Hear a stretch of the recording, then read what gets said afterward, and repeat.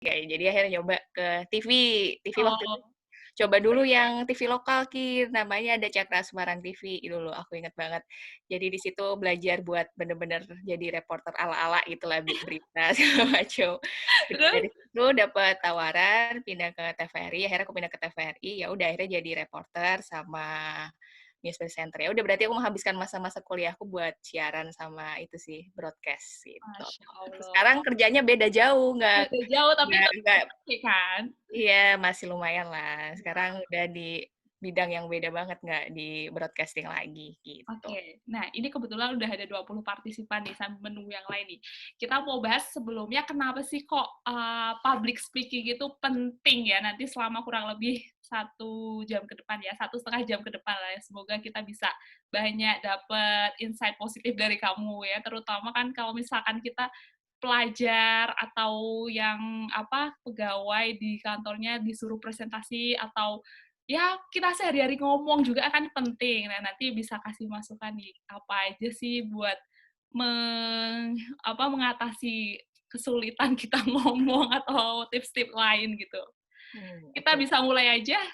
Bisa kita mulai ya. Tapi Oke. sebelumnya mau disclaimer dulu nih, sebenarnya, Apa? aku ikutan gabung ini bukan karena aku udah jago, tapi karena lebih pengen sharing dan membuka kesempatan banget bagi teman-teman nanti siapa tahu di sini ada yang lebih jago lagi untuk bisa sharing juga ke kita. Jadi di sini Ya, nggak boleh cuma boleh. dari aku yang dari mereka yang belajar, tapi aku juga bisa belajar banyak dari teman-teman semua. Oke. Kita mulai aja yakin ya? Ini share screen dari kamu aja ya? Atau Boleh, dari aku aja. Aku mau sapa terlebih dahulu deh. ya. Assalamualaikum warahmatullahi wabarakatuh. Selamat pagi, bismillahirrahmanirrahim. Terima kasih sebelumnya mengucapkan pada teman-teman yang udah gabung di Ruang Inspirasi.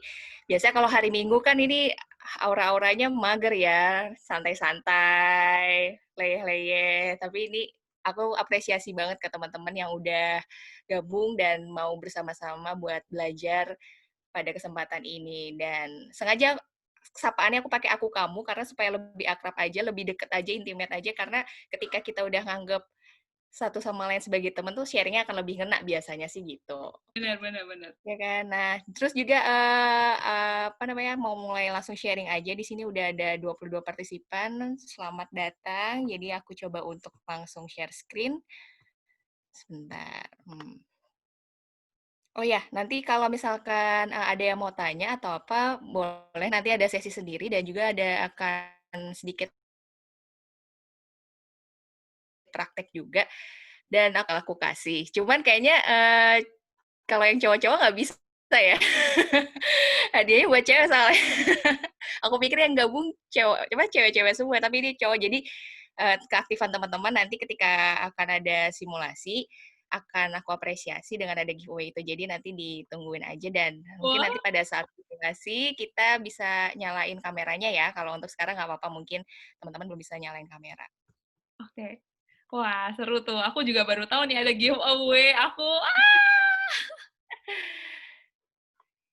Oke, udah masuk kayak gini ya? Lagi loading sih, lagi proses. Nah, jadi sebenarnya kali ini temanya itu ada public speaking for boosting your confidence. Jadi ini menurut aku salah satu hal yang penting banget ya, dan juga menjadi concern aku di beberapa tahun belakangan terakhir ini, karena yang namanya public speaking itu ternyata dibutuhin di setiap lini kehidupan. Jadi tuh mau siapapun, mau dari kalangan apapun, mau pekerjaan apapun, ternyata ada yang namanya public speaking. Yang itu benar-benar sebisa mungkin harus dikuasain dan juga sebisa mungkin tuh harus bisa dimanfaatkan atau dioptimalkan. Udah masukin? Ya, bisa bisa masuk. Oke, nah kita mulai dari yang pertama. Pasti teman-teman di sini udah akrab sama yang namanya public speaking ya, udah sering banget mendengarkan public speaking itu apa, dan juga udah pada mengetahui pengertian dari public speaking, di mana public speaking itu kan merupakan suatu kemampuan untuk bisa berbicara di depan umum atau menyampaikan pesan di halayak banyak. Tapi sebenarnya poin pentingnya adalah seperti yang tadi aku bilang di awal, penting nggak sih sebenarnya namanya public speaking? Penting banget atau biasa aja? Nggak bisa dibungkiri, yang namanya public speaking itu ternyata jadi hal yang sangat penting banget. Dan kenapa bisa dibilang penting banget? Yang pertama, ini aku udah ngerasain manfaatnya sih sebenarnya. Jadi di sini aku lebih merasa dengan adanya public speaking itu aku bisa mengenal lebih jauh seberapa banyak atau seberapa ada potensi aku, kemudian semua lini kehidupan itu butuh skill public speaking, dan juga bisa mengasah jiwa leadership, pola pikir konstruktif, dan juga kritis. Nah, untuk poin pertama ini, lebih kenal diri sendiri. Kenapa yang namanya public speaking itu bisa lebih membuat kita kenal sama diri sendiri. Jadi, ketika kita bisa public speaking, kita akan lebih perdalam kira-kira kelemahan kita ada di mana, kelebihan kita ada di mana, terus nyamannya kita tuh sebenarnya seperti apa, dan kekurangan kita tuh kira-kira bisa nggak sih ditutupi atau ditunjukkan dengan kelebihan yang ada, jadi sehingga kelemahan kita itu sendiri jadi tidak seberapa kelihatan. Kemudian juga untuk semua lini kehidupan itu memang butuh banget yang namanya skill public speaking karena nggak bisa dipungkiri dari zaman Nabi, zaman waktu Nabi Muhammad SAW aja berdakwah pun aja itu termasuk salah satu kemampuan public speaking yang baik ya, yang aku rasa yang sampai sekarang ini kita bisa rasakan manfaat Islamnya. Jadi di sini benar-benar terasa bahwa public speaking itu memang udah ada dari zaman dulu dan memang penting banget. Terus juga nih, biasanya kalau misalkan ibu rumah tangga pun, itu juga butuh kemampuan public speaking yang baik. Jadi sebenarnya public speaking bisa aja ketika dia dibutuhkan di masyarakat, di misalnya kelompok arisan, kemudian dia juga punya komunitas, atau bahkan yang lebih mendasar lagi, di kehidupan keluarga dia itu sendiri. Jadi dia bisa menyampaikan pesan dengan baik untuk anaknya, untuk suami, untuk keluarganya. Jadi pesan yang dia ingin sampaikan tuh dapat diterima dengan maksimal dan dengan baik. Jadi nggak ada yang namanya tuh salah paham. Terus kemudian ada yang namanya mengasah jiwa leadership, pola pikir konstruktif, dan kritis. Kenapa public speaking itu bisa dibilang sebagai tempat kita untuk mengasah jiwa leadership? Karena dari public speaking itu sendiri kita dituntut untuk bisa cepat memutuskan kira-kira kalimat apa nih yang akan kita gunakan. Terus juga kalau misalkan kayak jadi MC, situasinya kira-kira ada yang nggak sesuai, entah tiba-tiba pembicara yang nggak datang ataupun acara yang dirubah-rubah rundown-nya. Nah, itu kita harus punya kecepatan dan ketepatan dalam memutuskan sikap. Jadi kita dalam membawakan acara juga bisa dengan baik akhirnya. Dan juga pola pikir konstruktif. Pola pikir konstruktif itu adalah pola pikir yang runtut. Jadi dengan adanya public speaking ini, kita dituntut untuk bisa berpola pikir yang runtut. Jadi ngomong dengan rapih gitu. Jadi tidak bertele-tele atau loncat-loncat. Dan juga kritis. Kalau kritis ini biasanya akan didapat ketika kita bisa menempatkan kalimat atau kata yang sekiranya nanti bisa sampai dengan baik di audiens. Jadi kita bisa menempatkan kalimat-kalimat yang memang bisa mudah diterima oleh audiens gitu. Sebenarnya aku juga dalam tahap belajar mengasah jiwa leadership, pola pikir konstruktif, dan kritis itu jujur ketiga hal tersebut susah banget. Cuman ya dengan adanya ruang inspirasi ini sebenarnya nih sekarang aku juga sedang latihan ya. Jadi seenggaknya aku mencoba untuk bisa mengoptimalkan apa yang ada di diri aku untuk bisa share tentang public speaking. Terus yang berikutnya, nah ternyata ada tantangan-tantangan nih yang muncul saat public speaking. Yang pertama itu ada nggak pede, nervous, belibet, atau istilah kerennya nih slip of tongue. Terus juga ada yang namanya ngeblank tiba-tiba, terus nggak menguasai materi atau audiensnya siapa, dan masih banyak lagi. Aku yakin teman-teman di sini pernah mengalami beberapa hal tersebut dan juga ternyata dari adanya tantangannya itu justru sebenarnya bukan jadi suatu masalah, tapi satu tantangan yang memang akan membuat kita mencoba untuk mengeluarkan atau mengoptimalkan potensi yang ada di diri kita. Dan kenapa tadi aku tulisnya di sini tantangan bukan masalah, karena ya itu tadi, supaya kalau ketika kita mikirnya masalah, kita akan stuck, jadinya akan ngerasa drop duluan. Tapi ketika kita bikin itu atau mengubah kalimat itu menjadi tantangan, kita akan coba untuk mengoptimalkan apa yang ada, jadi bisa terselesaikan dengan baik. Untuk poin 1 dan 2, nggak pede dan nervous, itu aku kategorikan sebagai tantangan psikis. Nah, untuk nomor 3 sampai dengan 6 ada belibet, blank, nggak menguasai materi atau audiens, dan sebagainya itu aku mengungkapkannya dengan tantangan teknis. Tapi sebelumnya aku mau coba tanya dulu nih ke teman-teman. Ada nggak kira-kira yang belum aku sebutkan lagi? Apa sih kira-kira tantangan yang muncul saat public speaking? Boleh dong partisipasi teman-teman, bisa dijawab. Mungkin ada hal yang kira-kira aku nggak tahu nih, yang nanti kita bisa cari solusinya bareng-bareng. Ayo, Boleh langsung nyalain mic-nya aja. ya boleh, Ada boleh. nggak yang belum disebutin? Ada nggak yang kira-kira pernah dihadapi kalau teman-teman lagi mau ngomong, nggak cuman di depan banyak orang ya, di orang lain, di dekatnya pun mungkin pernah ya.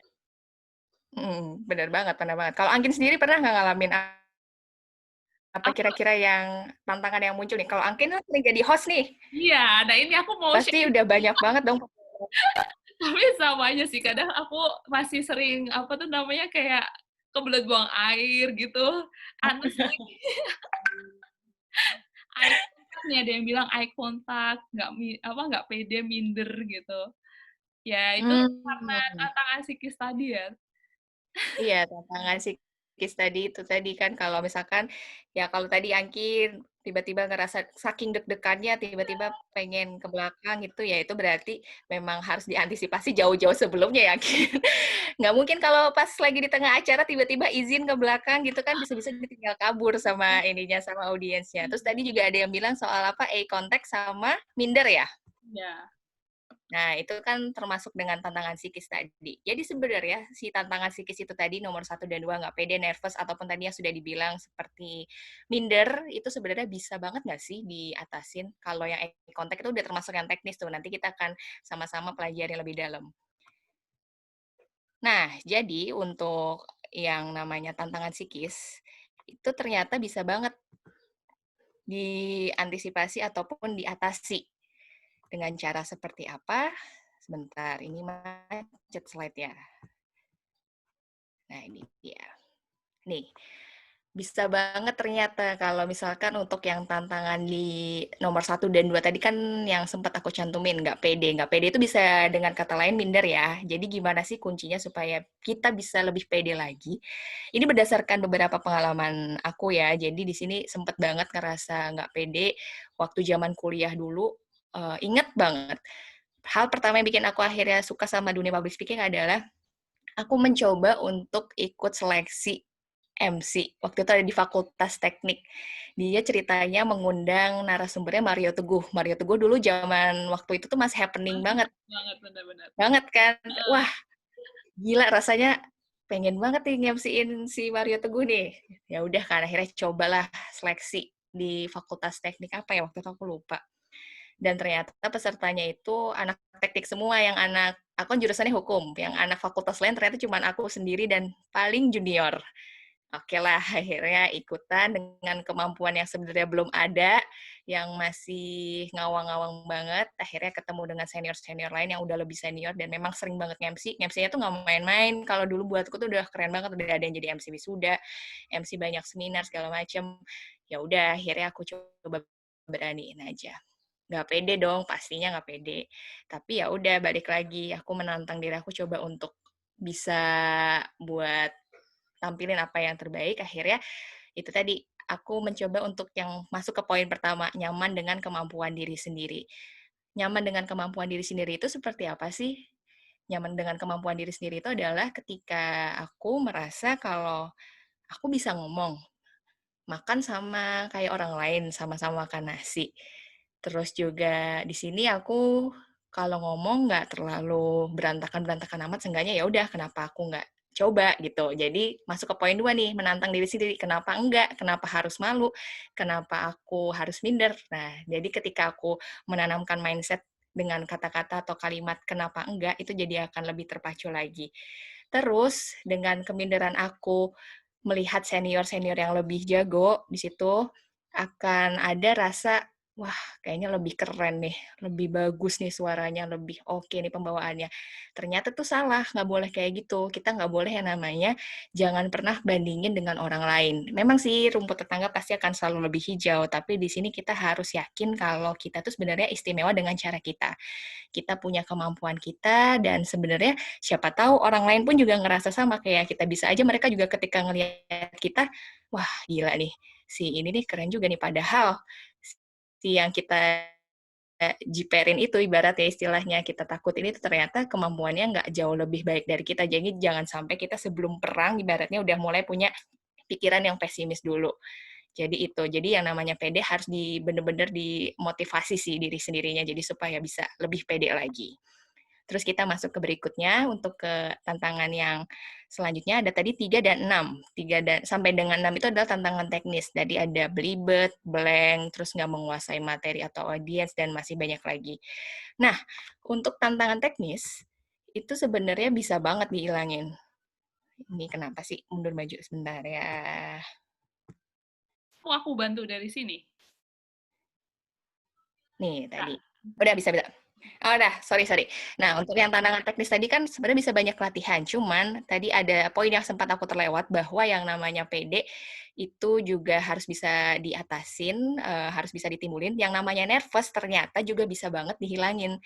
Dan kita harus menanamkan mindset kalau yang namanya nervous itu bukan hal yang buruk. Wajar ketika kita sebelum mulai acara itu pasti ngerasain namanya nervous atau gugup. Nggak apa-apa, biarin aja, nikmatin aja prosesnya. Soalnya ketika kita nervous, itu akan merasa gimana ya caranya kita bisa nampilin yang terbaik dan nggak ngecewain orang. Nah, jadi ketika kita nervous itu kita akan semakin terpacu adrenalinnya supaya kita bisa lebih baik lagi. Terus yang kedua, cari gestur yang paling nyaman. Gestur yang paling nyaman tuh seperti apa? Misalkan kalau lagi MC ataupun mau presentasi, kalau kamu merasa nggak nyaman atau bingung gimana cara kasih gestur, ya udah bisa cari pengalihannya dengan cara misalkan pegang kertas. Kertas itu ceritanya bisa aja jadi cue card kamu ataupun guidance kamu ketika kamu akan presentasi atau MC. Jadi seenggaknya bisa teralihkan. Kemudian atau pulpen. Nah, itu biasanya sih yang aku lakukan. Soalnya ketika tangan kosong gitu aja, biasanya tuh kayak ngerasa mati gaya gitu. Jadi lebih baik tuh ada sesuatu yang dipegang kayak untuk mengalihkan nervous kita. Sampai Kalau sekarang masih misalkan gitu nggak, Ep? masih kayak gitu, Kin, masih. Jadi kalau misalkan nge-MC gitu, ya udah seenggaknya harus ada kertas kecil aja yang aku pegang. Entah itu mau isinya apa, mau nggak Oh, ada isinya kosong atau apa, ya kan? udah pegang aja. Iya, ceritanya tuh kayak jadi cue card, padahal kadang-kadang isinya di dalam tuh nggak ada apa-apa. Jadi agak sedikit ini sih agak sedikit harus ada trik sih sebenarnya. Itu akan ditemukan ketika banyak pengalaman. Terus juga yang ketiga itu ada the more you know, the more confident you will be. Seenggaknya yang namanya persiapan itu penting banget. Harus belajar, harus riset. Ketika misalkan mau presentasi, mungkin bagi anak-anak yang masih mengerjakan tugas dari dosen gitu ya, ya udah perdalam presentasi kamu sebaik mungkin. Cari topik-topik yang sekiranya bisa langsung orang tuh tertarik atau ngeh gitu. Terus juga riset itu penting banget sih. Jadi memang harus banyak baca, banyak googling, apalagi kan internet memang diperuntukkan untuk mencari informasi ya. Jadi kenapa enggak untuk bisa cari informasi sebaik-baiknya. Terus juga kalau misalkan nge-MC nih, kalau nge-MC itu supaya nggak monoton, kita benar-benar pelajari nih acaranya apa aja. Misalkan kayak acaranya kali ini adalah seminar tentang ini pencegahan COVID. Ya udah, benar-benar cari informasi tentang COVID-19 itu seperti apa, pencegahannya bagaimana. Terus juga pelajari siapa narasumbernya supaya nanti bisa lebih akrab lagi ketika misalkan ketemu. Terus juga mencari panitianya tuh kira-kira inginnya menimbulkan kesan apa sih dari acara yang kita bawakan, apakah santai, ataupun serius, ataupun semi formal. Nah, itu benar-benar harus dicari tahu. Jadi adalah kuncinya harus banyak tahu supaya kita bisa lebih pede. Terus yang terakhir jangan lupa berdoa, berdoanya apa aja terserah teman-teman yang sekiranya memang sering teman-teman untuk baca dan bisa menghilangkan rasa nervous dan juga nikmatin aja show-nya, nikmatin aja deg-degannya. Dan biasanya deg-degan itu kalau aku ya pengalaman pribadi itu cuman sekitar 5 menit awal aja. Setelah acara berjalan itu ya udah ngalir aja, nikmatin aja. Malah kayaknya ketika udah ke 5 menit berikutnya, 5 menit berikutnya tuh kayak jadi apa ya, terpacu dan nikmatin Iya, banget iya, benar-benar. gitu.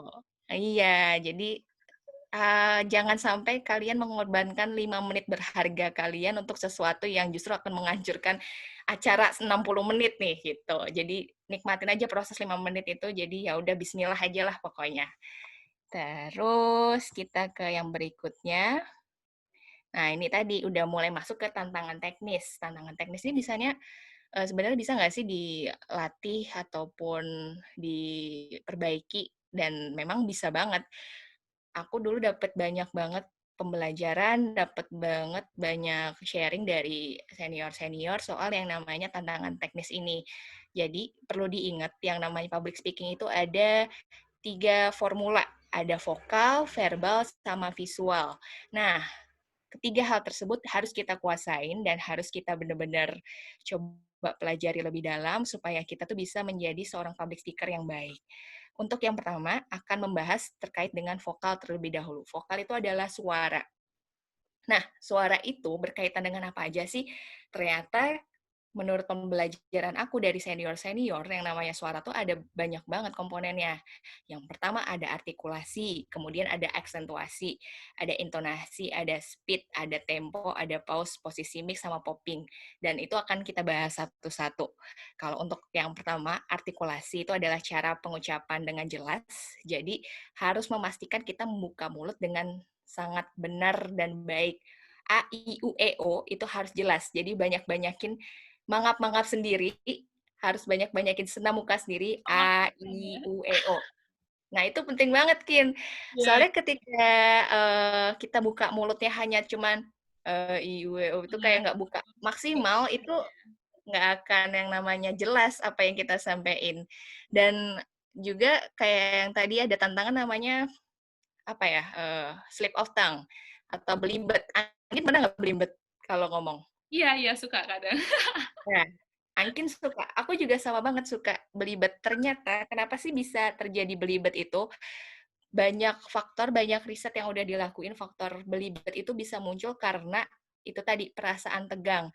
Jadi otot-otot di muka itu sebenarnya lagi dalam kondisi nggak rileks. Jadi itu tadi, bisa timbul yang namanya belibet itu tadi. Gimana cara mengatasinya? Kita harus banyak-banyak latihan yang namanya humming. Humming itu adalah dengan cara menutupkan mulut, kemudian mengeluarkan suara sampai merasa mulut dan sekitar mulut ini kayak ada sensasi bergetarnya. Coba ya, kalau Iya, misalkan coba. aku kayak gini Yuk nih. yuk teman-teman semua ikut coba yuk. Mm. Mmm. Nah, itu panjang, nggak boleh putus sampai kamu ngerasa kayak ada getar gitu. Oh, Jadi, nah. iya, itu juga akan mempengaruhi yang namanya otot muka akan jadi rileks, terus juga nafas jadi lebih panjang, dan juga suara itu biasanya akan lebih dalam. Kan ada nih, Kin, karakter orang yang suaranya tebal, yang kayaknya kelihatannya berwibawa banget. Ada juga yang suaranya tipis, atau bisa dibilang itu kalau misalkan kita sering sebut itu kayak cempreng, ataupun suaranya kayak anak-anak atau apa. Sebenarnya itu nggak masalah, dan bisa coba apa ya, distimulasi untuk bisa lebih baik lagi. Dan itu tadi, stimulasi dengan cara, Itu aku banget sih suaranya cempreng. sepanjang mungkin gitu, coba sering-sering latihan, gitu. Terus juga untuk aksentuasi. Aksentuasi ini adalah penekanan pada kalimat tertentu. Di sini aku akan kasih contoh kalimat. Tolong dibedakan ya Mmm. dengan kalimat yang aku contohkan ini, akan aku bacakan. Bapak makan ayam mati. Yang kedua, Bapak makan ayam mati.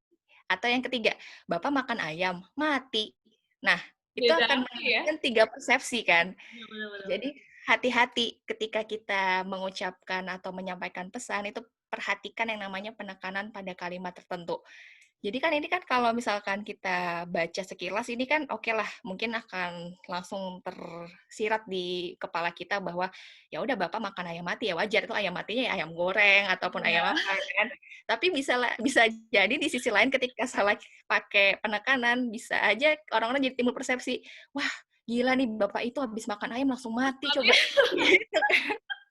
Padahal kok ketawa. padahal iya, itu tadi. Padahal kalau misalkan kita menempatkannya dengan tepat penekanannya, nggak akan terjadi hal-hal seperti itu. Nah, cara atau melatih gimana supaya aksentuasi kita baik, itu tadi bisa dengan membaca artikel-artikel yang ada di koran ataupun di media, kemudian disuarakan. Banyak-banyak aja menyuarakan apa yang kita baca. Misalkan kita lagi baca koran Kompas nih, ada topik tentang apa namanya, pencegahan COVID, ya udah dibacakan tapi disuarakan. Di situ diperjelas mana koma, mana titik.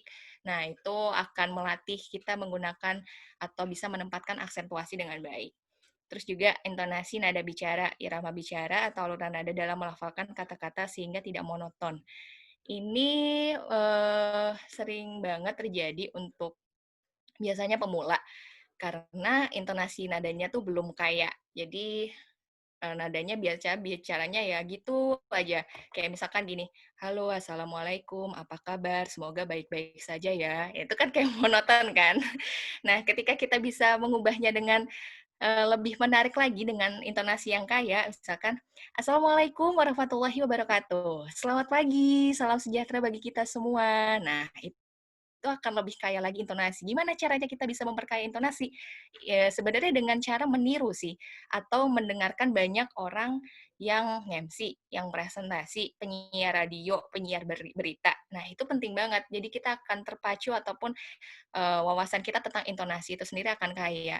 Dan sebenarnya nggak ada yang salah dari proses meniru itu, karena justru dulu aku diingetin sama senior di TV, supaya bisa banyak intonasi itu adalah, "Kamu punya ini nggak, punya idola penyiar TV nggak?" Waktu itu aku bilang, "Punya." "Siapa?" "Marissa Anita."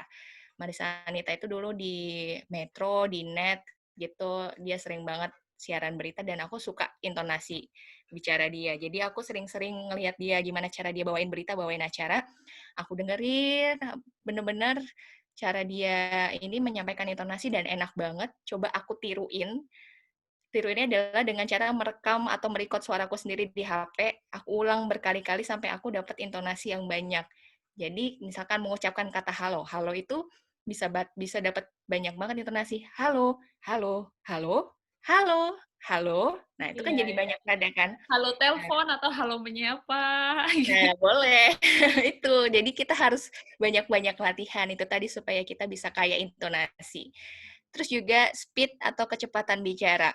Ini yang biasanya suka under control ketika grogi atau nervous, kadang-kadang ngomongnya suka jadi kecepatan gitu. Jadi kayak nggak ada jeda, nggak ada titik koma, dihajar aja, diterabas saja.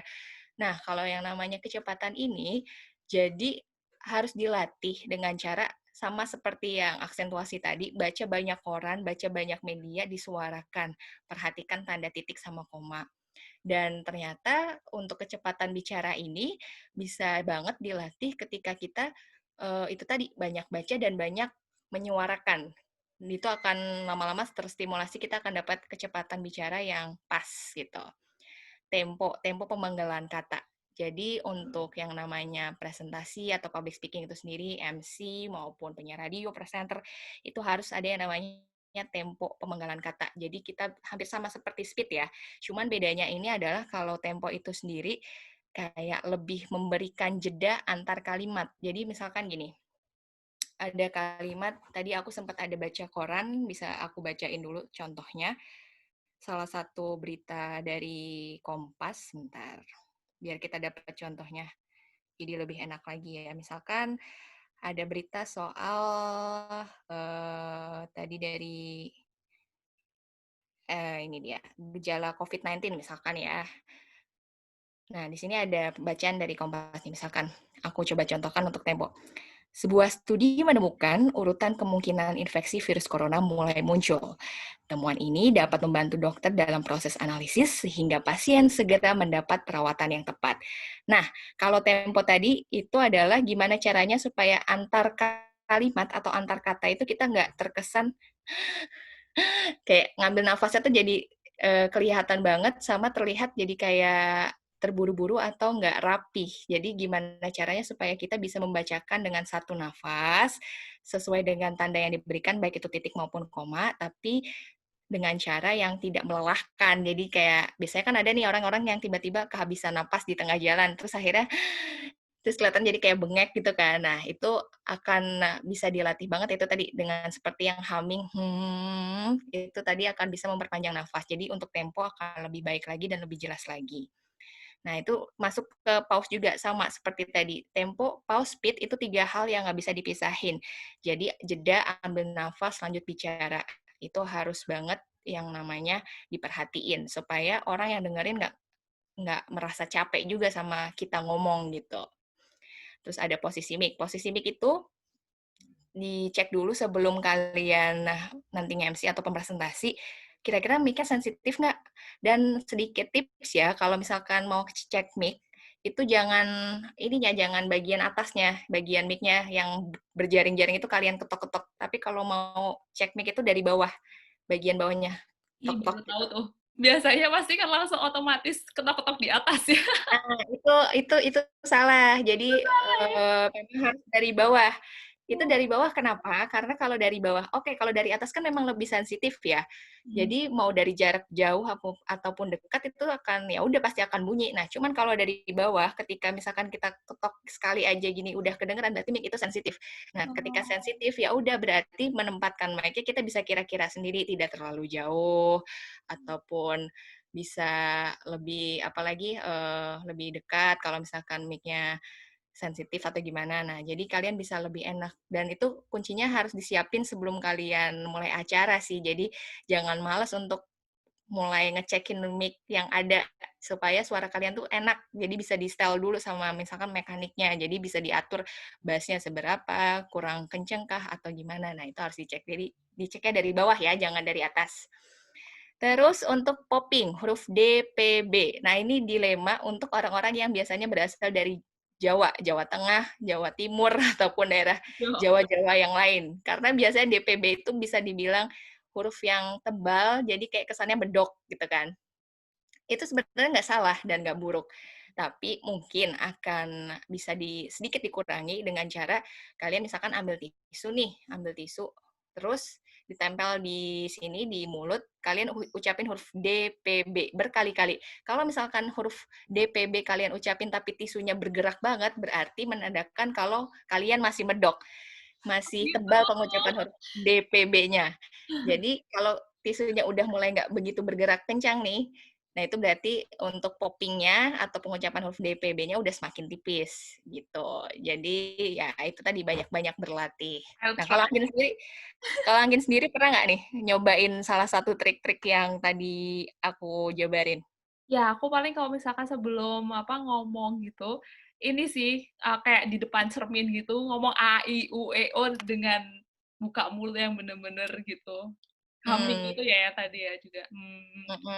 humming itu juga. Terus juga tadi pastikan mix segala macam. Nah itu pokoknya harus diingat dan juga ini kan eranya Zoom juga nih ya. Iya. Kalau Zoom kan pasti udah banyak banget meeting-meeting online ataupun presentasi online atau petugas online segala macam. Nah, suara juga harus dikontrol sih kalau misalkan mic dari laptopnya kurang bagus ya coba pakai headset. Terus juga itu harus dipastiin sih supaya nanti yang ngedengerin juga enak, nggak apa namanya nggak jelas gitu.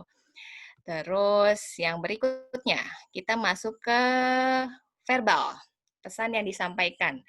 Itu ada dua unsur. Satu adalah diksi. Diksi itu adalah terkait dengan pemilihan kata yang tepat. Jadi kalau untuk membawakan suatu acara, itu wajib banget yang namanya kita bikin cue card, kita bikin gambaran ataupun tulis-tulis kata-kata apa sih yang nanti mau kita pakai. Jangan sampai nanti kita memilih kata yang monoton, memilih kata-kata yang kurang pas.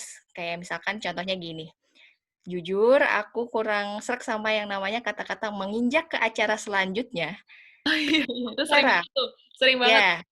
Iya, Nah, acara itu bukan diinjak ya. Injakan itu kan adalah kaki kita yang menghentak ke lantai, ke tanah ataupun ke yang lain-lain. Nah, jadi bener-bener. janganlah menggunakan kata injak. Kalau aku sih, cuman nggak tahu kalau di yang lain. Sebisa mungkin ya mengganti kata injak dengan kata-kata yang lain kayak misalkan memasuki acara selanjutnya ataupun ke acara selanjutnya, ke acara berikutnya itu akan lebih baik lagi. Terus juga waktu dan tempat dipersilakan. Itu Itu salah masih kalau sering banget, menurutku. masih sering Iya, banget. masih sering banget terdengar. Diminimalisir aja. Jadi dengan cara kalau misalkan kita mau mempersilahkan nih kepada Bapak X, waktu dan tempat kami persilahkan. Kalian sebenarnya nggak perlu mengucapkan waktu dan tempat kami persilahkan karena selama dari awal acara mulai, Bapak itu tuh udah ada di tempat dan dia sudah ikut menyaksikan dan mengikuti acara. Jadi ya ibaratnya Bapak itu udah bagian dari acara, ngapain kita masih mempersilahkan dia untuk waktu dan tempat gitu. Lagian juga waktu dan tempat ini kan bukan hal yang sesuatu kita bisa genggam ya, ataupun bisa kita kelihatan fisiknya ya. Jadi nggak usah yang namanya di-announce waktu dan tempat dipersilakan.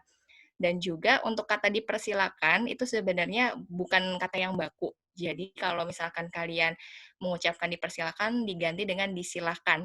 Silakan. Jangan pakai per, Ya, jangan pakai dipersilahkan. Pokoknya silakan aja, disilakan boleh, kami silakan boleh gitu. Terus juga untuk yang pemilihan kata lagi nih, yang masih suka ada kekeliruan. Kayak tadi udah menginjak, kemudian juga maaf, misalkan maaf di kalimat closing. Kami mengucapkan terima kasih dan mohon maaf sebesar-besarnya atas segala kekurangan dari panitia atau apa. Nah, sebenarnya untuk kata maaf itu menjadi penting, nggak penting sih kalau di aku untuk menunjukkan profesionalitas lebih baik tidak diucapkan. Karena ketika kita mengucapkan kata maaf, itu berarti orang akan merasa, oh, acaranya berarti ada kesalahan dong. Sebenarnya nggak ada kesalahan nih, tapi kenapa kita harus mengucapkan kata maaf? Kalau misal pun mau mengucapkan kata maaf, mungkin bisa mengucapkan kata maaf di luar acara, ataupun misalkan ada pihak-pihak yang memang kita buat kesalahan, misalkan ada nama pembicara yang nggak kita sebut, ataupun ada acara yang terlongkap, ataupun gimana. Nah, itu bisa minta maaf secara pribadi aja, nggak perlu di-announce di depan publik. Kalau aku sih memilih untuk seperti itu. Oh, Terus juga yang selanjutnya adalah menyiapkan cue card. Cue card itu penting banget untuk disiapkan. Cue card itu biasanya isinya ada rundown acara, terus juga kata-kata siapa aja yang akan hadir, kalimat-kalimat yang ingin disapa, atau misalkan ada pejabat-pejabat penting nih, kita misalkan mencoba untuk mengucapkan, kami ucapkan selamat datang kepada Menteri Badan Usaha Milik Negara Republik Indonesia, siapa. Nah, itu penting banget kita mengurutkan atau menuliskan siapa saja tamu penting yang hadir di cue card itu sendiri. Dan urutannya itu seperti yang biasanya mungkin kita pernah belajar di pelajaran bahasa Indonesia ya, sama kayak pidato. Urutannya adalah dari yang tertinggi ke yang rendah. Dan kalau untuk sambutan atau pidato, itu urutannya adalah dari yang terendah ke tertinggi. Jadi diperhatikan penulisannya jangan sampai ketukar dan jangan males untuk tanya ke panitia, urutannya udah bener belum nih? Kalau misalkan salah ataupun apa kan khawatirnya nanti malah jadi tersinggung ataupun jadi malah nggak enak. Kalian akan merusak vibe dari acara itu sendiri. Jadi coba dipastikan lagi. oke, oke. Dan untuk Tunggu, membuat tunggu, Em. kenapa? Mau ngulangin lagi. Jadi kalau misalkan untuk apa penyebutan tamu itu kalau misalkan sambutan dari yang terendah, dari yang Ketertinggi. terendah. Gimana Iya gimana? benar. Agak-agak. Misalkan ya ada acara sambutan-sambutan misalkan ya. Sambutannya dimulai berarti dari siapa dulu? Dari laporan ketua panitia. Oke, dari habis laporan ketua Oh, panitia, misalkan dari kalau yang anak kuliah nih biasanya acara-acara kampus gitu, seminar, habis ya. itu baru dosennya, para dekannya, habis dekan baru rektor gitu. Jadi yang sambutan memang harus dipastikan lagi urutannya supaya Oke. bener gitu dan jangan sampai ketukar. Dan ini salah satu pengalaman aku waktu aku awal-awal jadi MC, aku pernah seminar ekonomi tentang entrepreneur gitulah pokoknya. Hmm. Aku melewatkan sambutan dari ketua panitia. Sedangkan ketua Terus, panitianya udah siap-siap kin, udah rapi, udah pakai jas. ya Temen aku Allah. sih. Terus. Terus habis itu ya udah aku skip, seharusnya giliran dia yang sambutan tapi aku skip langsung ke dekan yang sambutan. Terus mau mundur lagi nggak mungkin dong. Iya, Soalnya masa dari habis dekan langsung balik lagi ke dia, ketua iya. panitia itu akan merusak acara banget kan. Jadi ya udahlah akhirnya aku biarkan acara mengalir aja tapi di belakang aku minta maaf sama dia. Sedangkan itu pengalaman dia jadi ketua panitia Pertama pertama kali kali bikin. Nah itu kayak hal yang ditunggu-tunggu nggak sih? pakai jas, ya Allah. Udah pakai I jas. know, I know. Iya, udah persiapan berbulan-bulan acaranya dia siapin, tapi dia nggak bisa menunjukkan diri dia show off gitu kan. Makanya ya udah aku Enak minta maaf banget di sih belakang. pasti sebenarnya ya. Ya, Tapi itu. ya mau gimana lagi harus kelihatan profesional ya. Ya itu dia. Ya udahlah ya urusan gontok-gontokan di belakang belakangan, yang penting minta maaf. Nggak tahu sampai sekarang masih kesel apa enggak. Enggak Itu lah. tadi. Terus yang ketiga itu kita masuk ke visual atau bahasa tubuh yang disampaikan. Nah, kita harus pertama memperdalam nervous gesture kita tuh seperti apa sih? Ada misalkan kalau yang lagi nge-MC nih, tiba-tiba mic-nya goyang-goyang, terus kelihatan nih geter-geter gitu, megangnya nggak steady, nggak stabil. Terus juga ada lagi yang gesturnya lain adalah gerak-gerakin kaki, jadi berdirinya tuh nggak tegak tapi goyang-goyang gitu. Terus ada juga yang saking nervousnya akhirnya nggak berani untuk menatap audiens, tapi natap ke kertas aja. Nah, itu tadi kita dibutuhkan kemampuan untuk mengenal diri kita, nervous gesture kita tuh seperti apa sih. Kalau aku, nervous gesturnya pertama-tama itu adalah waktu awal-awal dulu megang mic-nya tuh kelihatan banget gemeteran. Jadi kayak tremor gitu. Jadi orang kayaknya agak-agak terganggu deh. Pegang kertas juga gemeteran gitu di beberapa menit awal. Nah, akhirnya aku coba kenal, oh ternyata itu nervous gesture aku. Jadi aku coba latihan untuk terus gimana caranya biar stabil megang mic-nya, megang kertasnya. Yaitu tadi dengan banyak-banyak berlatih, dengan banyak-banyak mencoba banyak bicara di depan umum. Dengan begitu akan bisa teralihkan ataupun terminimalisir. Jadi banyak jam terbang itu menentukan sekali kalian bisa menghilangkan nervous gesture. Nggak tahu kalau teman-teman yang lain pasti punya beragam nervous gesture yang mungkin aku sebelumnya belum pernah tahu. Terus juga ada yang namanya tatapan mata. Tatapan mata itu harus menimbulkan kesan yang hangat dan antusias. Jadi yang namanya tatapan mata itu sebisa mungkin jangan tatapan mata yang kayak kosong, kayak mau kesurupan gitu ya. Jadi kayak nggak ada nyawanya ibaratnya ya. Jadi tatapan matanya tuh gimana caranya supaya bisa bikin tatapan mata tuh kesan hangat dan antusias? Ya dengan cara kita kalau ngobrol ataupun kalau menatap audiens dengan banyak tersenyum. Dengan tersenyum itu sendiri nanti akan ada sorot mata yang bikin kita terlihat jadi lebih berbinar-binar. Jadi orang tuh akan lebih tertarik dan jangan ragu untuk menatap mata audiens ketika kita berada di publik ataupun public speaking itu karena akan jadi apa ya poin plus atau nilai positif kita jadi orang tuh merasa oh ternyata aku disapa oh ternyata aku dilihat tapi kalau misalkan untuk yang awal-awal masih ngerasa nervous atau gugup itu coba liatin ke ubun-ubun ke atas kepala. Ya. Nah, ketika kita melihat ke atas kepala itu akan terlihatnya akan seperti menatap mata, padahal kita melihat ke atas kepala itu akan lebih terminimalisir. Nah, itu mungkin latihan-latihan awal bisa pertamanya lihat ke atas kepala, nanti mulai ke jidat, habis ke jidat ke mata, udah itu. Jadi coba dilatih aja terus-menerus supaya kita bisa benar-benar berani menatap mata audiens dan juga bisa menimbulkan kesan hangat dan juga antusias. Senyum. Nah, senyum Senyum. itu penting banget harus banget yang namanya senyum. Jadi kalau misalkan untuk acaranya santai ya, kalau untuk acara semi formal juga senyum. Tapi kalau misalkan acaranya beda yang terlalu protokoler, acara upacara, bendera, jangan tiba-tiba kamu senyum-senyum sendiri. Itu kayak akan jadi aneh banget. Makanya giliran mengheningkan cipta tapi ngana senyum-senyum kan jadi nggak pas ya. itu itu momen berduka kok Anda malah senyum-senyum tuh gimana? jadi jadi ya coba ditempatin lah senyum yang benar. Jadi jangan sembarangan menempatkan senyum. Kalau misalkan acaranya semi formal, mulai dari awal. Misalkan dengan sebelum kalian mulai masuk acara nih, tarik nafas dulu. Habis tarik nafas langsung kalian senyum, langsung kalian sapa. Assalamualaikum warahmatullahi wabarakatuh. Nah, itu akan mengeluarkan suara yang terkesan ceria atau kalau istilah radionya itu adalah smiling voice. Jadi, orang biarpun merem gitu akan mendengar, oh suara mbaknya ceria nih, suaranya hangat nih gitu. Jadi kayak merasa disapa atau lebih lebih apa ya, lebih akrab lagi gitu. Jadi jangan pelit senyum. Terus kalau misalkan untuk yang acara protokoler nih, senyumnya gimana? Nggak usah senyum, tapi ya cukup jangan cemberut juga sih. Jadi kalian bisa nggak pasang kayak senyum datar gitu loh. Jadi tidak terlalu senyum, tapi senyum. Gimana ya? Ya, Jadi ibaratnya kalau bahasa ya, Jawa tuh mesem, mesem. mesem baik. Oh, Nah, nggak kata tahu aku lah. mesem, jadi mesem aja.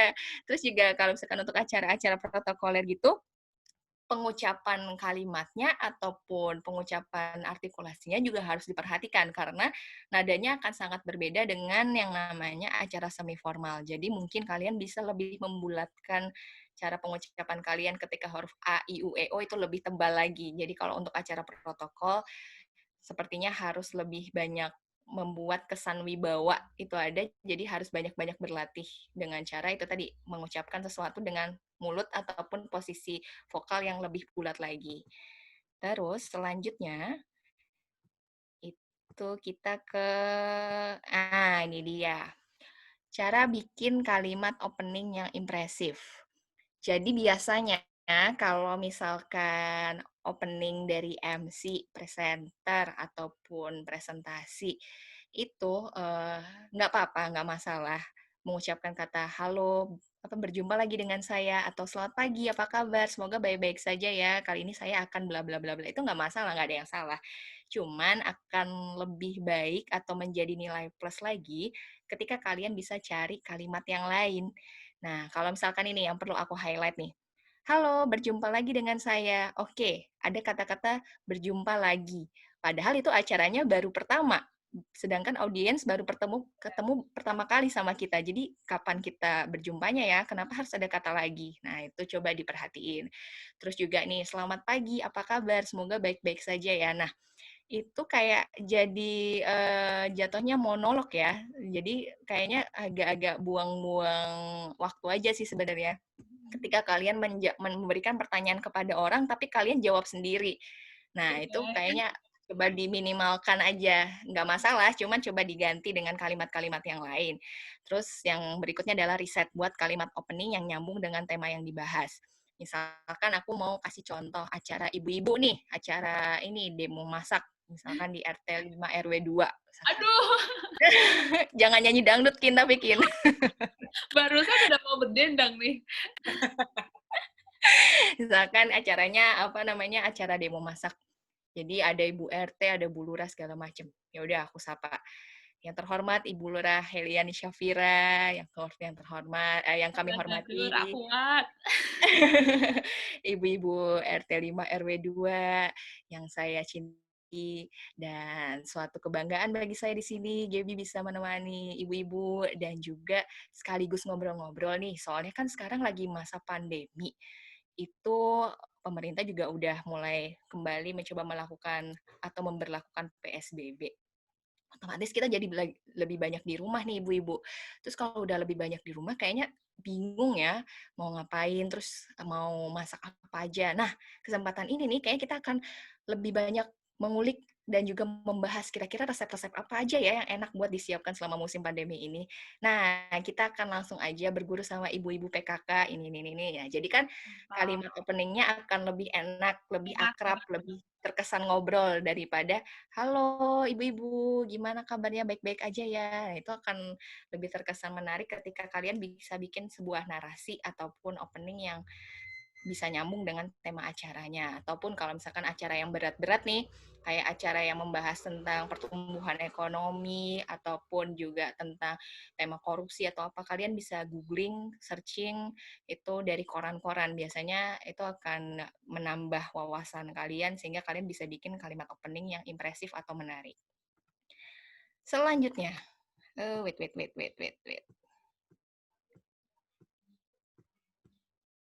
Nah, kalau tadi aku bilang sebenarnya 5 menit awal itu deg-degan untuk openingnya aja sih. Ketika udah masuk ke isi, ke acara-acara gitu, itu akan ya udah mengalir, santai aja. Tapi kita akan mulai kembali terpacu adrenalin, sebenarnya nggak juga sih, tapi di sini yang akan jadi perhatian audiens ketika kita bisa bikin kalimat closing yang juga sama impresifnya ketika kalian opening. Yang pertama itu tadi, membuat rangkuman dari acara atau presentasi yang singkat dan padat. Sebisa mungkin kalian bisa jadi selama berjalannya acara nih, sambil kalian mikir-mikir kira-kira nanti mau bikin kalimat closing yang seperti apa ya, yang kira-kira bisa mengambil kesimpulan yang menyeluruh dari jalannya acara. Terus juga tidak perlu bertele-tele dan juga sebisa mungkin usahakan ada yang namanya killer statement. Killer statement itu seperti apa? Bisa aja kalian tambahin pendapat dari tokoh-tokoh ataupun juga quotes ataupun kalau misalkan acaranya santai atau apa dibikin pantun. Nah, itu tuh akan bisa sangat menjadi impresif atau berkesan di telinga audiens. Jadi orang tuh akan merasa, wih acaranya keren ya, MC-nya keren ya, ditutupnya keren. Padahal misalkan nih di inti acara ataupun pada saat berjalannya acara, kita ada kesalahan sekali dua kali nih, tapi orang akan lupa ketika kita bisa menyampaikan closing yang impresif. Terus juga tadi aku lupa menyampaikan waktu di poin yang kan ada opening, terus ada berjalannya acara, ada impresif. Nah, pada saat berjalannya acara nih, kalau misalkan kalian ingin ada perloncatan acara dari misalkan sambutan dari ketua panitia, selanjutnya mau memasuki acara inti yaitu seminar yang dibawakan oleh narasumber siapa. Nah, lompatnya acara atau perpindahan dari acara satu ke acara yang lainnya, itu coba perkaya kata atau kalimat kalian jangan sampai terkesan monoton dengan terus-menerus membunyikan atau mengucapkan kata berikutnya, berikutnya, berikutnya. Coba dikombin bisa. Selanjutnya adalah acara ini. Atau terima kasih kepada Bapak Menteri yang sudah memberikan sambutan. Kita akan masuk ke sesi inti, yaitu adalah seminar yang pada kali ini. Nah, itu jadi bisa meminimalisir kata selanjutnya, terus berikutnya, jadi supaya kalian bisa nggak monoton ketika mengucapkan kata selanjutnya, atau berikutnya. Terus juga kalau misalkan kalian nih lagi membawakan acara atau presentasi, tiba-tiba hening, tiba-tiba pembicaranya molor ataupun belum datang. Itu kan kayak harus ada putar otak ya. Putar otak gimana caranya supaya nggak dead air atau acaranya jadi ya udah kosong nggak ada isinya. Nah, bisa diatasi dengan cara satu, kalian membacakan ataupun mengajak untuk audien, follow misalkan Instagram ataupun sosial media dari panitia ataupun acara yang lagi kalian bawakan. Terus juga kalian bisa menginfokan kalau hari ini itu sebenarnya narasumbernya ada siapa aja. Terus juga kalau misalkan ada kuis, dikasih tahu kuisnya. Nanti jangan kemana-mana dulu. Jadi kalian harus improve untuk mengisi acara tersebut supaya nggak kosong, tapi nggak keluar dari jalur acara. Jadi gimana caranya, ya udah ulang-ulang terus aja apa yang pengen kalian sampaikan pada saat mengisi kekosongan acara itu sendiri. Karena yang namanya acara nggak bisa dipungkirin ya, bisa aja tiba-tiba molor ataupun nggak datang ataupun gimana, ya udah nikmatin aja, enjoy the show aja. Terus juga kita harus benar-benar yang namanya peka, terus harus tanggap juga. Jadi kalian bisa cari solusi. Kira-kira kalau acaranya nggak jalan, apa nih solusi selanjutnya? Harus rajin-rajin koordinasi sama panitia. Kalau misalkan ada kekurangan, kayak misalkan acaranya ada satu aja narasumber yang nggak jalan nih, ya udah nggak apa-apa, jangan kelihatan panik. Nanti panitia biasanya akan menghampiri, terus kalian cari solusi enaknya gimana. Jadi kuncinya adalah jangan panik, jangan nervous, jangan grogi. Itu acara punya kalian, jadi kalian di situ yang punya wewenang. Dan juga nih, misalkan ya, acaranya itu adalah yang hadir pejabat-pejabat atau orang-orang yang lebih tua. Itu jangan sekali-sekali kita merasa kita ewoh, bahasa Indonesianya apa ya, Kina ewoh ya? Segan ya? Segan. Oh iya, segan.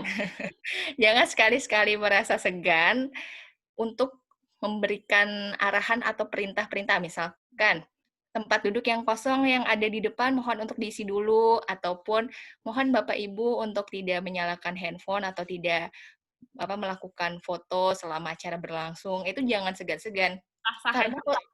iya, biasa aja. Karena sebenarnya posisi MC itu ketika di sebuah acara itu merupakan posisi tertinggi.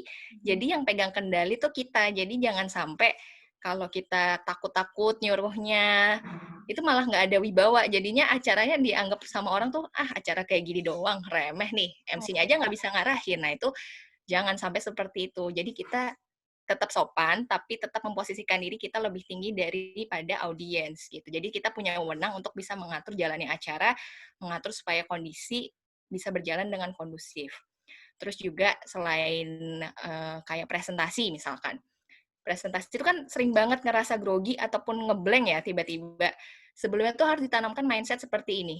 Presentasi itu kan yang buat materi kita, yang bikin PPT kita, yang nentuin temanya apa kita.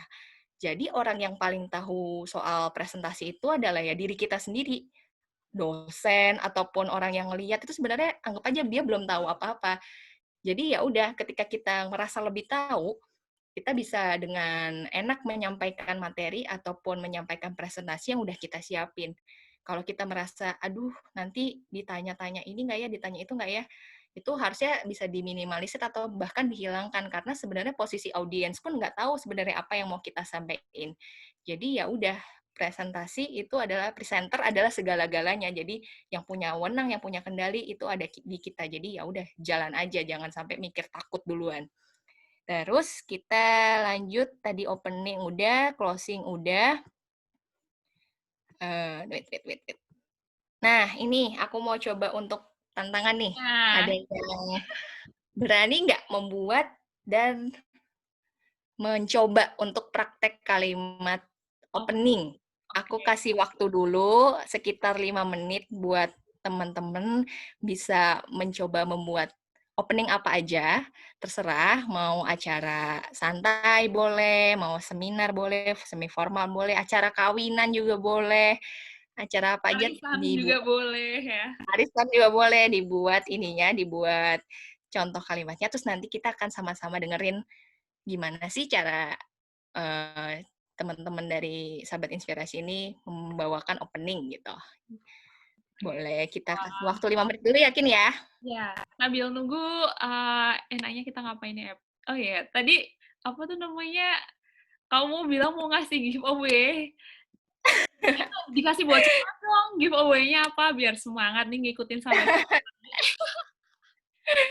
Giveaway-nya adalah, aduh, ini aja deh, surprise aja lah, Kin. oh, surprise aja, Surprise baik aja. baik. Jadi nanti kalau misalkan ada yang ini, ada yang oke nih dari yang berani ngucapin kalimat opening, bisa nanti aku share nomor handphone aku, kasihin alamatnya, nanti akan aku kirimkan. Masya Allah. Insya Allah bermanfaat.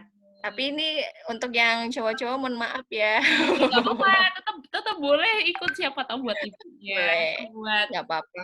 saudaranya gitu kan. Ya, boleh. Oke, ini Siap. sebenarnya Boleh kan di udah ada beberapa pertanyaan sih, ada 3, ya ada sekitar 3 pertanyaan, tapi kita mau jawab. Oh ada, oh nambah banyak banget nih. Kita mau mulai jawab sambil nunggu apa teman-teman menyiapkan draft openingnya atau nanti aja nih enaknya nih? 2 pertanyaan dulu kali ya. Boleh boleh boleh, oke. Ini kan kita mulai tadi jam berapa sih, Kin? Tadi kamu ngasih tantangan tuh 12.02. Oh, ya udah. Oke. Gimana? Oke, Boleh kita jawab dulu aja berarti lima sampai menit. 12 berapa? 07 ya? 07. Pokoknya 5 menit lah ya. Ya, oke. Nih aku bacain pertanyaan dari M. Hardon. Halo Kak, saya Hardon mau bertanya. Aku ini sambil belajar nih, belajar mengucapkan titik koma yang tepat.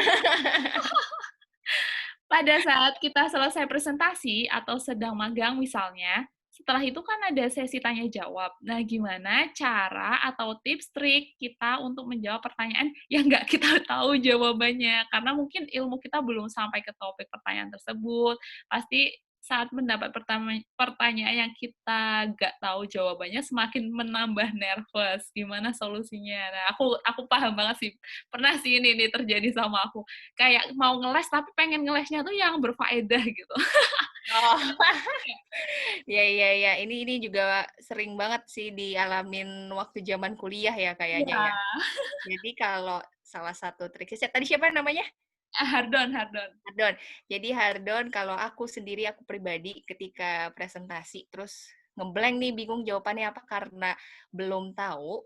Jadi ya udah bisa dijawab, sebenarnya nggak masalah mengakui kalau kita belum sedalam itu memperdalam masalah itu. Cuman bisa ditawarkan opsi lain, yaitu mohon maaf, untuk pertanyaan ini harus saya perdalam lebih lanjut lagi dan saya juga masih membuka kesempatan untuk diskusi, bisa lewat pribadi aja. Jadi kalau aku sih mengarahkannya seperti itu. Jadi ketika bener-bener ngeblank dan bener-bener nggak bisa jawab, daripada kita ngaco, soalnya di kalangan akademisi itu kan nggak boleh ya namanya ngaco ya.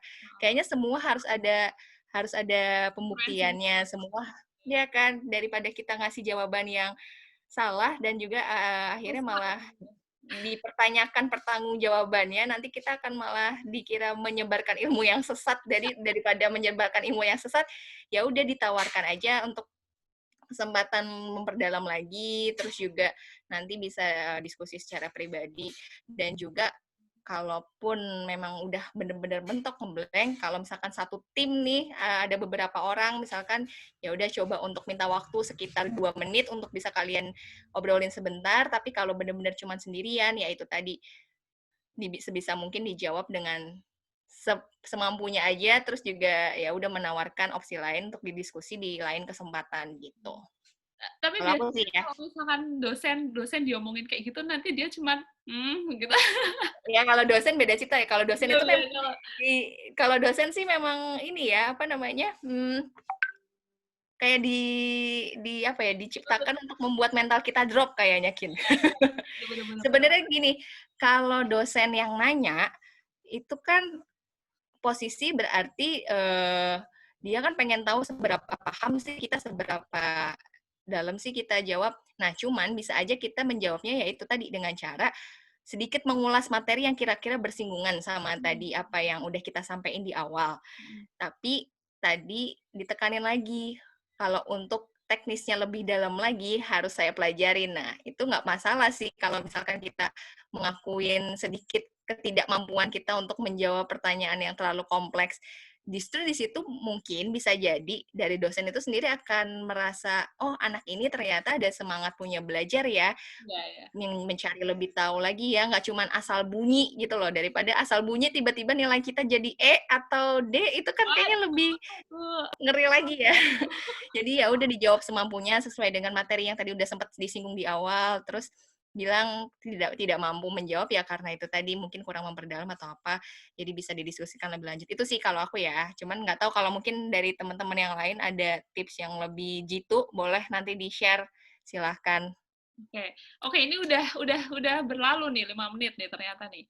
Oke, udah ada yang buat kayaknya kalimat opening. Boleh dong partisipasinya siapa yang mau ini Ya, mau coba ya coba opening? raise hand aja nanti kita, apa, atau langsung diaktifkan mikrofonnya. Siapa Boleh. yang mau nyobain nanti, eee, karena kan mungkin di sini kan sekarang kan sering ada komunitas-komunitas yang mau live Instagram atau ya dunianya lagi online-online gini kan lebih banyak untuk ngomongnya itu kan apa, lewat online gitu kan. Jadi Iya, kita benar-benar. belajar gitu nih, mumpung ada Gaby bisa dikoreksi. Ayo ada yang mau nggak nih? Nggak Ayo apa-apa loh, dong. nggak Give apa-apa loh. give Ini kita belajar jadi nggak usah takut salah. orang dari tadi aja yang apa, yang kamu share, aku ngerasa itu banyak banget yang aku lakukan selama ini jadi host Ruang Inspirasi gitu. Jadi ini sangat bermanfaat banget sih buat aku pribadi sih nantinya. Thank Sama Kin, sebenarnya apa yang aku tulis itu juga kadang-kadang masih aku lakuin. Makanya ini tuh kayak jadi pengingat juga ke aku ya, supaya bener-bener. nggak dilakuin lagi gitu. Mana nih, boleh dong partisipasinya untuk mencoba membuat kalimat opening, terus juga mempraktekkan gimana sih. Nanti kita sama-sama ini, sama-sama perbaiki atau sama-sama cari baiknya gimana sih gitu. Oke, siapa nih yang mau nyobain nih? Kak Alvina Nurrohma, Anita Lestari, Apriliati Kateno, Bilkis Adela Nurbaiti, Desi Tiara. Siapa nih? Ayo. Ayo, siapa nih? Laili Komariah, Lina Irawati. Tadi Mas Hardon tadi mungkin pengen nyobain tuh, kayaknya dia ini lagi masa-masa sidang akhir atau gimana nih, nanyainnya soal soal presentasi gitu. Mau nyobain Mas Hardon? Kata kata partisipannya, aduh Mbak Angkin nih nodong-nodong. MC-nya, aduh gitu. Ayo siapa lagi nih? Rifa Kaila, Rizka Sari, Ruth Kezi, Sonia Imas. Ayo dong, siapa nih yang mau nyobain? Atau mungkin bisa jawab pertanyaan lagi dulu aja kali ya Oke, sambil nunggu sambil mungkin belum menunggu selesai. ya. Kita Mm-mm. tunggu ya. Oh, ini ada yang mau. Iya, Mbak Sonia Inmas Armantika. Halo Boleh Kak dong nyalain Cek. kameranya Aduh sambil. maaf, tapi lagi ini nggak pakai jilbab soalnya. Oh ya udah nggak apa-apa nggak apa-apa. Oke. Boleh ininya aja. Mbak siapa tadi Mbak Sonia ya? Iya Kak Gaby ya. Mbak Sonia dari mana? Saya alumni kebidanan juga. Oh temen Angkin. Iya, tapi saya angkatan 2003, 2 tahun di bawah Kak Kia. Oke, siap. Jadi Mbak Sonia ceritanya mau bikin kalimat opening apa nih? Saya bikin kalimat opening buat ruang inspirasi aja ya. Waduh, Boleh. makasih. Coba. Silahkan, Buat silahkan. cara ini gitu, tapi ya mohon koreksinya ya nanti kalau misalnya ternyata ada yang masih kurang-kurang. Saya Boleh. terbuka untuk dikoreksi dan untuk belajar gitu. Ya. Gimana Mbak Sonia? Langsung aja. Baik.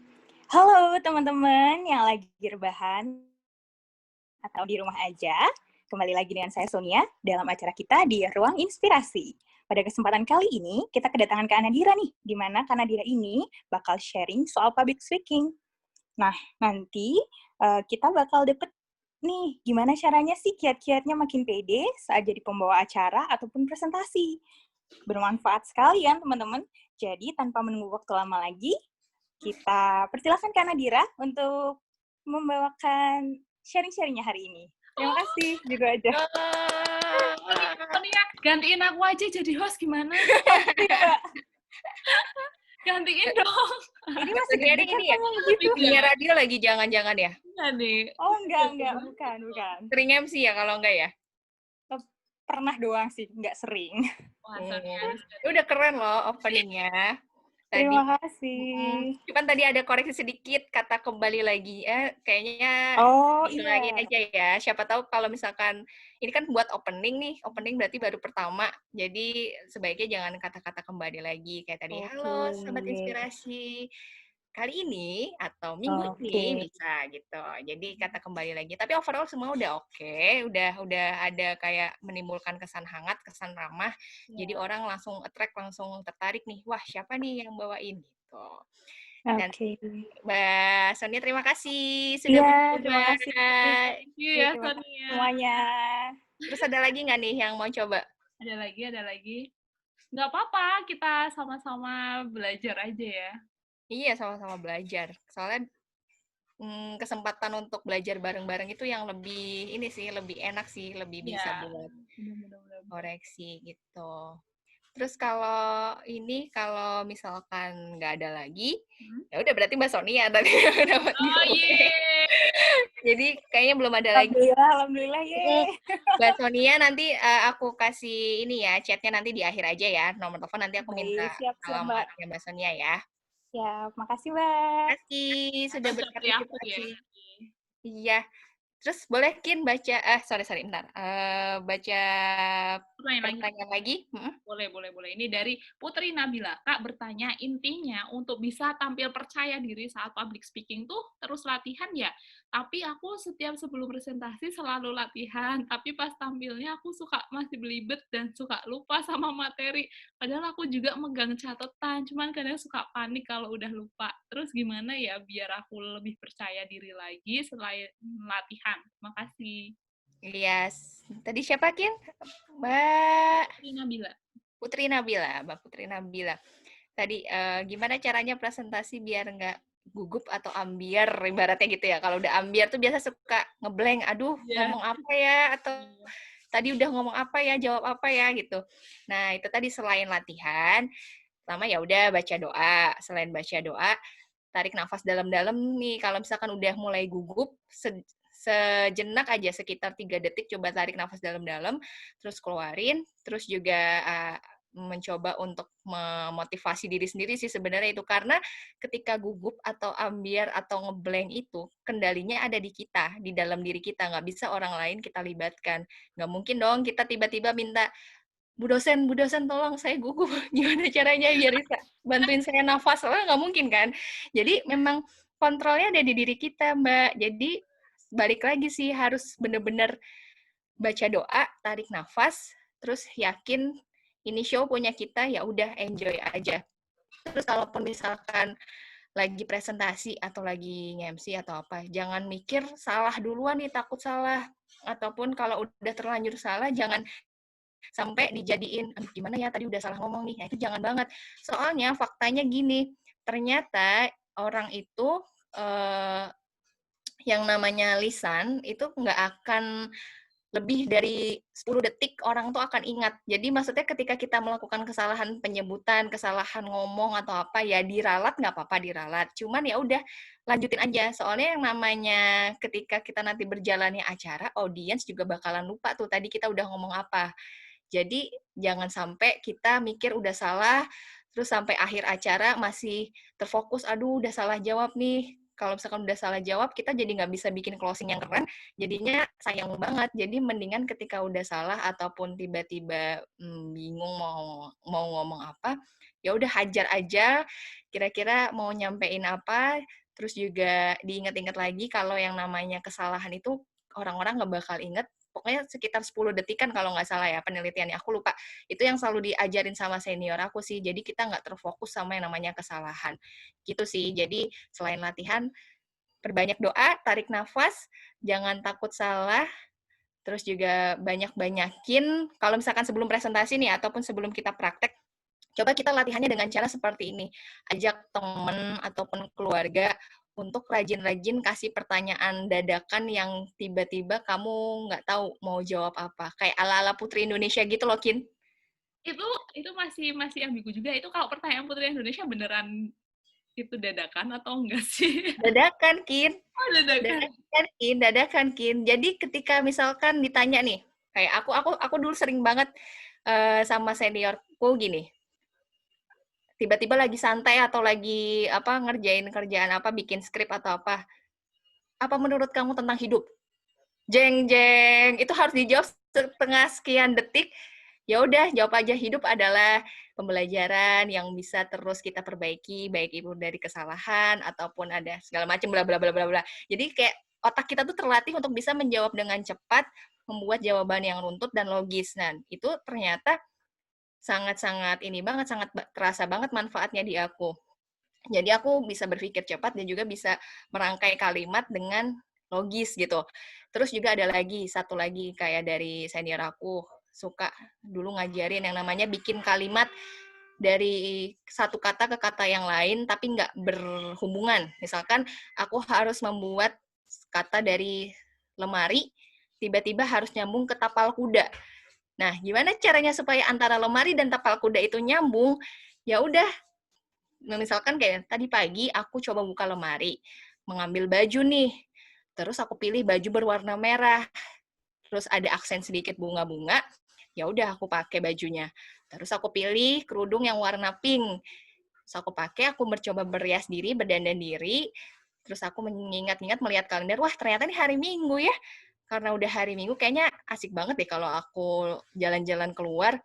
Udah jalan-jalan keluar, coba aku jalan-jalan ke Kebun Raya Bogor sambil lihat-lihat pemandangan.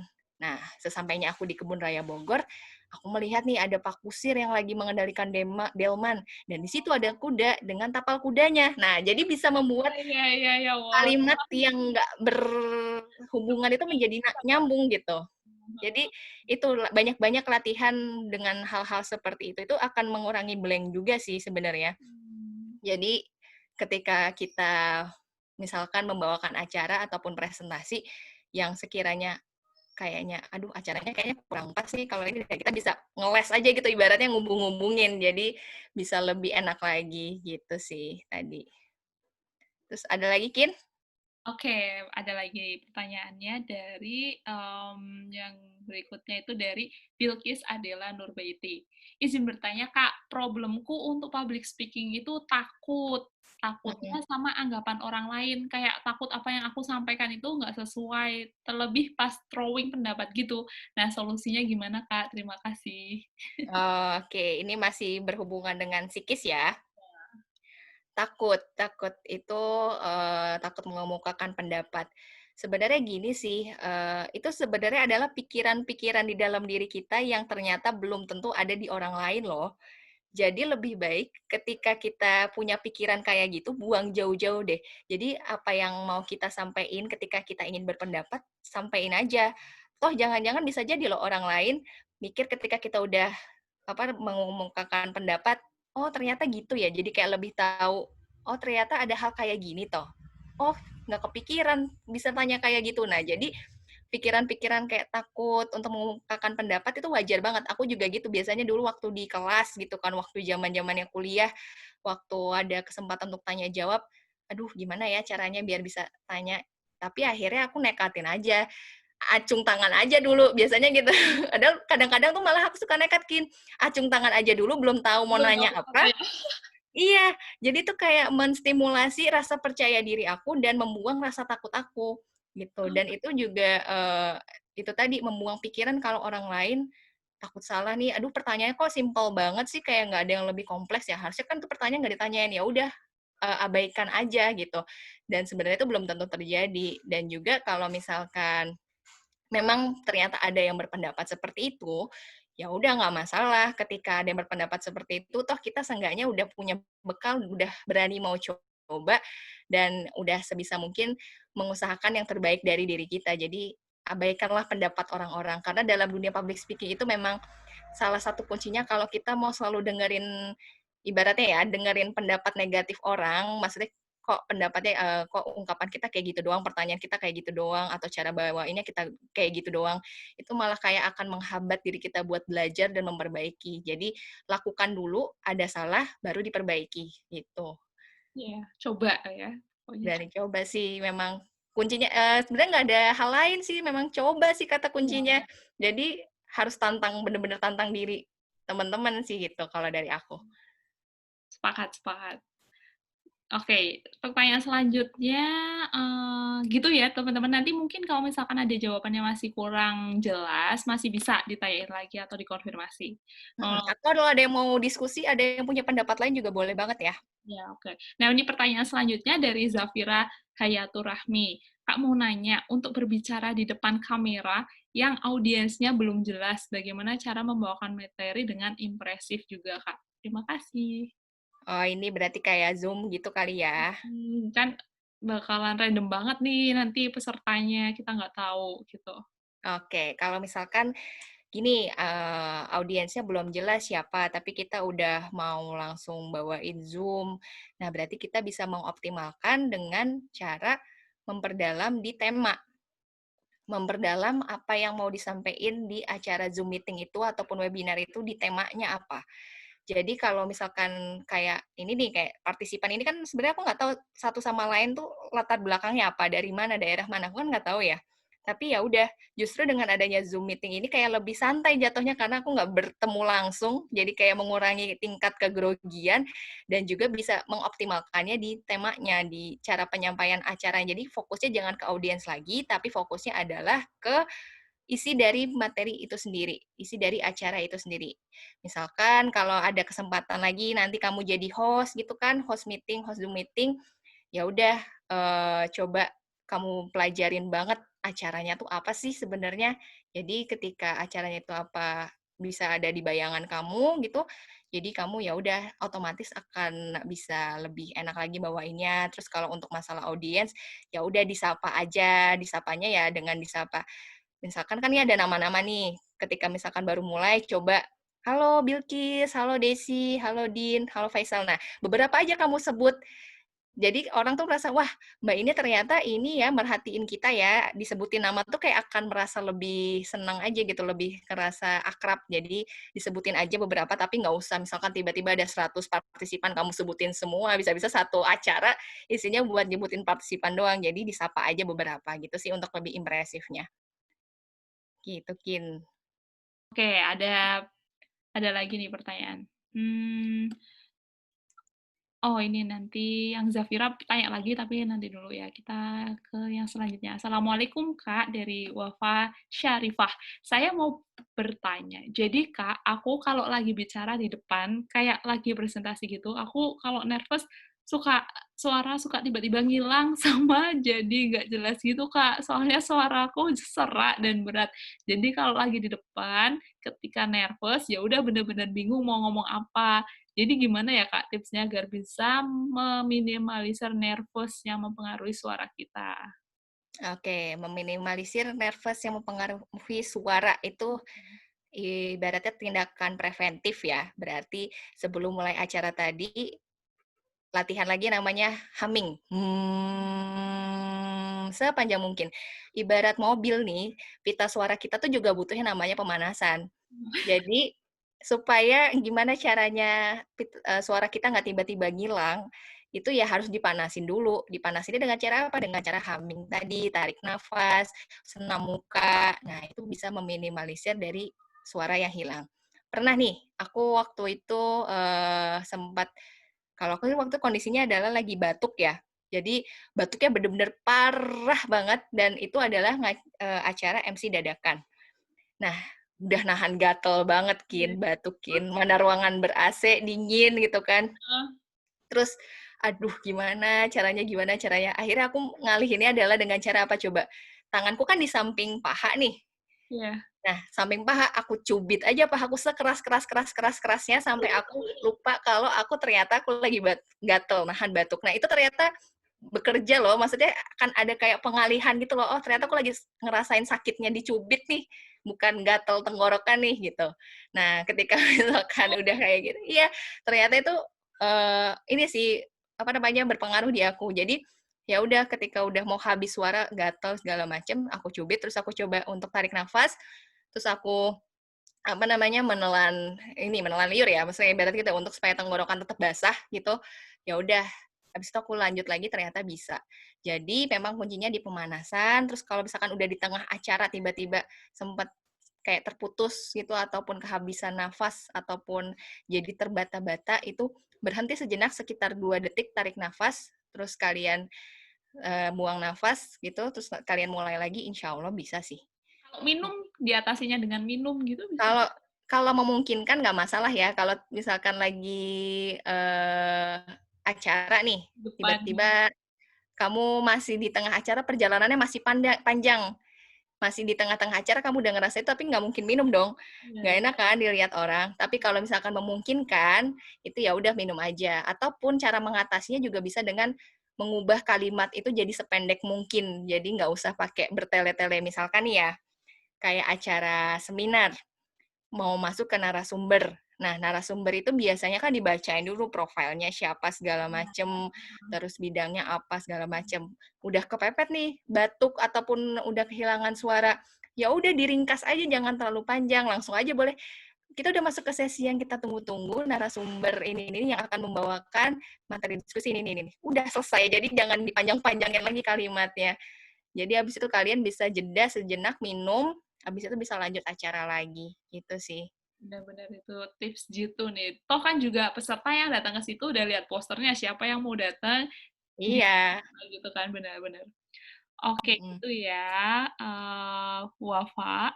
Oke, selanjutnya Maya. Siang Kak Gebri yang baik hati dan selalu menginspirasi, Masya Allah. Pas acara udah jalan sampai tengah, audiens suka mulai bosen. Heeh. Akhirnya bikin berisik sendiri atau malah malah menularkan suasana nggak kondusif. Gimana cara kita buat mancing semua audiens kembali fokus ke acara dan cara yang asik atau mau dengerin kita. Nah, ini semoga di sini nggak ada yang bosen ya. Masih sama kita semua ya, semoga ya. Kalau cara menarik perhatian lagi ya, itu biasanya ini kan kalau untuk acara protokoler nggak mungkin ya kita tiba-tiba mencairkan atau ice breaking. Tapi kalau acara semi formal ataupun formal itu bisa semi formal ataupun informal itu bisa banget. Misalkan dengan cara gini, tiba-tiba udah pada berisik ya segala macem gitu. Tapi dengan catatan bukan pada saat narasumber masih ngomong ya. Kalau narasumber ngomong itu kan berarti di luar kendali kita. Tapi kalau misalkan kita yang lagi pegang acara bisa dengan gini. Halo teman-teman, saya mau minta bantuannya dong. Bisa dengan kalau saya bilang halo, nanti teman-teman bisa ngucapin selamat pagi ya. Kalau saya bilang selamat pagi, teman-teman bisa ngucapin halo. Jadi kayak sebentar ada interaksi gitu. Halo, sebentar mereka bilang selamat pagi, halo, selamat pagi, halo, selamat pagi. Nah, itu nanti akan kembali lagi tuh biasanya ke kita. Jadi cari ice breaking yang simple-simple aja, itu tapi bisa ngena. Kalau misalkan tadi halo, selamat pagi itu udah dipraktekin, atau misalkan ada acara yang ada giveaway atau hadiahnya, nah itu coba di ini lagi, diperhatiin lagi, diucapin lagi, diingetin lagi kalau ada giveaway, terus ada follow-follow atau apa, diingetin lagi. Nah, yang penting nggak usah marah-marah sih. Kalau marah-marah itu juga nggak akan pengaruh ya, nggak akan elok juga. Jadi ya udah diingetin dengan ice breaking santai. Hai, halo, gitu-gitu aja udah cukup wah sebenarnya. Nanti mereka akan track lagi sama kita. Karena wajar yang namanya bosen tuh wajar. Ya, wajar sih, benar. Makanya dari segi pemateri juga harus nyiapin materinya sedemikian rupa ya biar bisa tetap dapetin fokusnya para peserta. Bener banget, Kin. Terus ini ada lagi nih, tadi Zafira nih masih ada pertanyaan. Kak, gimana caranya biar saat kita lagi praktek public speaking itu nggak kebanyakan lagi ngomong nya kalau walaupun itu bukan ngeblank Kak, makasih banyak. Ini kan kadang kita kan suka kalau misalkan ngomong tuh sambil berpikir terus gitu kan. Iya, iya, iya. Iya. Iya, wajar banget. Itu juga sering dialami. Bener-bener. Gimana caranya supaya nggak Nah, itu kebanyakan, kalau misalkan penilaian skor IELTS ya, skor kemampuan bahasa Inggris itu dihitung tuh kalau misalkan masih banyak EE-nya itu mengurangi nilai tuh. Makanya kita ini juga nih penting nih, gimana nih caranya nih? caranya adalah memperbanyak kosakata. Memperbanyak kosakata, menggunakan banyak kalimat, menggunakan banyak kata. Jadi kalau misalkan ada kalimat itu kan berarti ibaratnya kondisi otak belum connect atau belum ada bayangan kan, mau ngomongin apa nih selanjutnya kan. Nah, mengisi jeda-jeda itu bisa dengan cara, satu, memperlambat tempo atau memperlambat kecepatan kamu ketika berbicara. Kayak misalkan, aku lagi ngomong tadi, apa ya, contoh ini ya, artikel tentang COVID. Seperti ini misalkan. Sebuah studi menemukan urutan kemungkinan. Nah, kemungkinannya bisa agak dipanjangin kemungkinan sambil kalian mikir tuh, mikir cepat kira-kira habis ini mau ngomong apa ya. Jadi penekanan aksentuasi, artikulasi, intonasi itu sebenarnya penting juga untuk mengisi atau mencegah kalian ngomong Jadi ketika kalian agak memperpanjang satu kalimat ataupun mengkasih atau memberikan satu perlambatan tempo, itu biasanya akan tiba-tiba kepikiran lagi nih, "Oh, aku tuh selanjutnya mau nyampein ini toh." Gitu. Jadi, ya udah mainin di tempo, mainin di aksentuasi, mainin di kecepatan kalian menyampaikan pesan, sama perbanyak kosakata. Itu penting banget, kosakata itu adalah bisa didapat dengan cara baca, banyak dengerin presenter, banyak dengerin MC, banyak dengerin pembicara-pembicara, itu akan sangat-sangat membantu. Jadi kuncinya adalah bermainlah di aksentuasi, bermainlah di kecepatan atau tempo. Tapi jangan terlalu lama jedanya. Nanti misalkan kalian lagi ngucapin kemungkinan, itu nanti Nyanyi. malah iya, ngapain ya, Bu? Gitu. Jadi ini aja dikira-kira aja temponya yang enak kapan gitu. Oke, nah ini, masih ada pertanyaan lagi nggak nih teman-teman semuanya? Aku udah nge-share link, materi public speaking hari ini sama, link sertifikat. Ya, aku masih ngomong, gitu ya. Sama link sertifikat ya. Nanti teman-teman bisa isi dan kemudian sertifikatnya bisa langsung ke link ke email masing-masing. Makanya jangan sampai salah ngisi namanya, jangan salah ngisi emailnya. Gitu. Gitu. Apa Terus berarti maning nih? Apa maning? Ada lagi nggak ada pertanyaan? udah habis pertanyaannya? Ada lagi? Oh, ini ada Eee, pertanyaan dari Reza Anandiraka.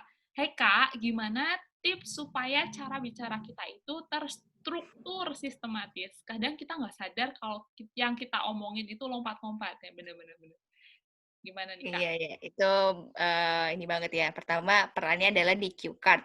Di cue card ditulis poin-poin apa yang mau disampaikan, itu akan sekitar 60%, 70% membantu supaya kita bisa berpikir secara runtut atau terstruktur. Yang kedua, itu ketika kalian misalkan udah terlanjur ngomong, tapi udah terlanjur loncat nih dari tahap yang seharusnya kamu ucapin. Jadi ya udah, nggak apa-apa loncat dulu, terus latihan nanti balik lagi pelan-pelan, pikir tenang, terus nanti urut lagi gitu. Jadi poinnya adalah di cue card, kemudian di cue card-nya itu nggak usah terlalu panjang-panjang sih, jadi dicatetin poin-poin pentingnya aja. Kayak misalkan aku selalu buat cue card itu, pertama pembukaan mau kasih kata kunci apa nih. Yang pertama adalah materi tentang, contoh tadi balik lagi misalkan COVID-19. Terus yang kedua tentang gimana langkah pemerintah. Yang ketiga tentang sejauh ini apa aja yang udah dilakukan pemerintah gitu. Nah, jadi kayak poin-poin penting aja di-highlight supaya kita bisa berpikir secara runtut. Karena itu membantu banget sih. Dan cue card itu jangan terlalu gede ya, jangan sampai segede kertas HVS kamu bawa-bawa. Cue card itu cukup separuh kertas HVS aja, kalau jatuh satu HVS mau dikira baca undang-undang, Bu. Iya, jadi mendingan separuh kertas HVS aja. Jadi ya udah itu isinya poin-poin itu supaya kita berpikir secara runtut. Dan itu akan terbiasa ketika banyak-banyak berlatih tadi, sama tadi latihan menghubungkan dua kalimat yang tidak saling berhubungan, itu sangat membantu, gitu. Ya, benar-benar. Sama latihan di depan cermin mungkin ya, untuk mimik-mimik wajah juga bisa diajarkan ya. Untuk Iya, bener banget, latihan depan cermin. Iya, itu ngaruh banget sih, lupa ya, aku. Bener-bener, tambahan dari Angin, latihan depan cermin itu penting.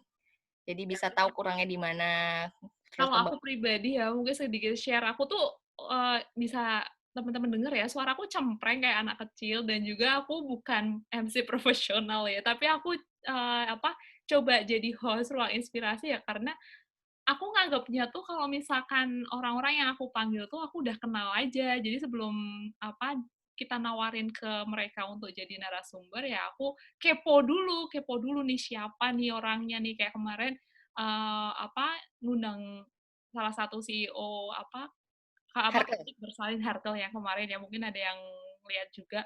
Itu aku kepo dulu, ini orangnya sosoknya gimana. Dan sekarang kan internet kan bisa menjangkau seluruh lapisan ya informasi, ya nggak sih? Terus aku Iya, bener banget. iya kan, jadi oh gimana berarti nanti aku bisa berinteraksinya, terus misalkan nanyain program-programnya gitu. Jadi lebih mengalir sih gitu. Iya, Yang bener deh. pertama kalau aku. Terus yang kedua, ngelihat ulang nih, siaran ulang yang udah berlangsung. Jadi kira-kira aku tuh ada salah-salahnya tuh di mana nih, terus ngomong apa gitu. Itu bisa dijadiin evaluasi juga setelah kita melakukannya. Makanya emang dicoba ya, biar tahu ya. Memang harus dicoba kuncinya, jadi supaya kita lebih kenal lagi kan. Terus juga, ya udahlah, kalau misalkan salah, balik lagi, diperbaikin gitu. Jadi kuncinya itu. Soalnya untuk suara sendiri misalkan yakin banyak banget yang tanya gimana sih caranya supaya bisa wibawa, gimana sih caranya cempreng tuh masalah nggak sih atau apa masalah nggak sih? Itu nggak masalah selama kalian bisa pembawaannya tuh menyesuaikan dengan tema acara. Jadi sebenarnya banyak banget penyiar-penyiar radio yang suaranya nggak tebal, karakternya yang cempreng gitu. Tapi dia tetap eksis, dia tetap enak didengar suaranya. Nah itu tadi dengan cara mempackage-nya aja, membungkusnya aja. Kalau suara cempreng gini, berarti aku nggak boleh terlalu banyak apa nih, kata-kata apa nih yang kira-kira akan menonjolkan kecemprengan aku, ataupun intonasi apa nih yang kira-kira akan semakin menonjolkan kalau aku itu cempreng. Nah, gimana caranya tahu? Banyak latihan, banyak rekaman di HP, didengerin lagi, kayak Angkin tadi bilang, biar lebih tahu, biar lebih paham, gitu. Benar-benar. Masih ada lagi yang tanya? Kalau nggak ada, kita lanjut ke ini, slide-slide terakhir. Oke, mungkin langsung lanjut dulu aja ya. Oh ya, sama sedikit mau menyampaikan nih, kalau misalkan barusan aku kan share link materi, ini ada yang belum bisa akses. Mungkin aku akan refresh dulu ya, nanti setelah ini bisa dicoba lagi. Gitu. Oke, siap. Ini Oke. aku share screen lagi ya, Kin. Boleh, boleh, monggo-monggo.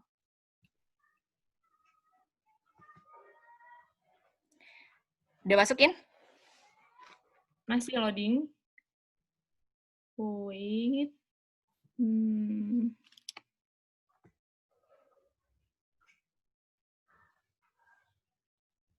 Oke, belum.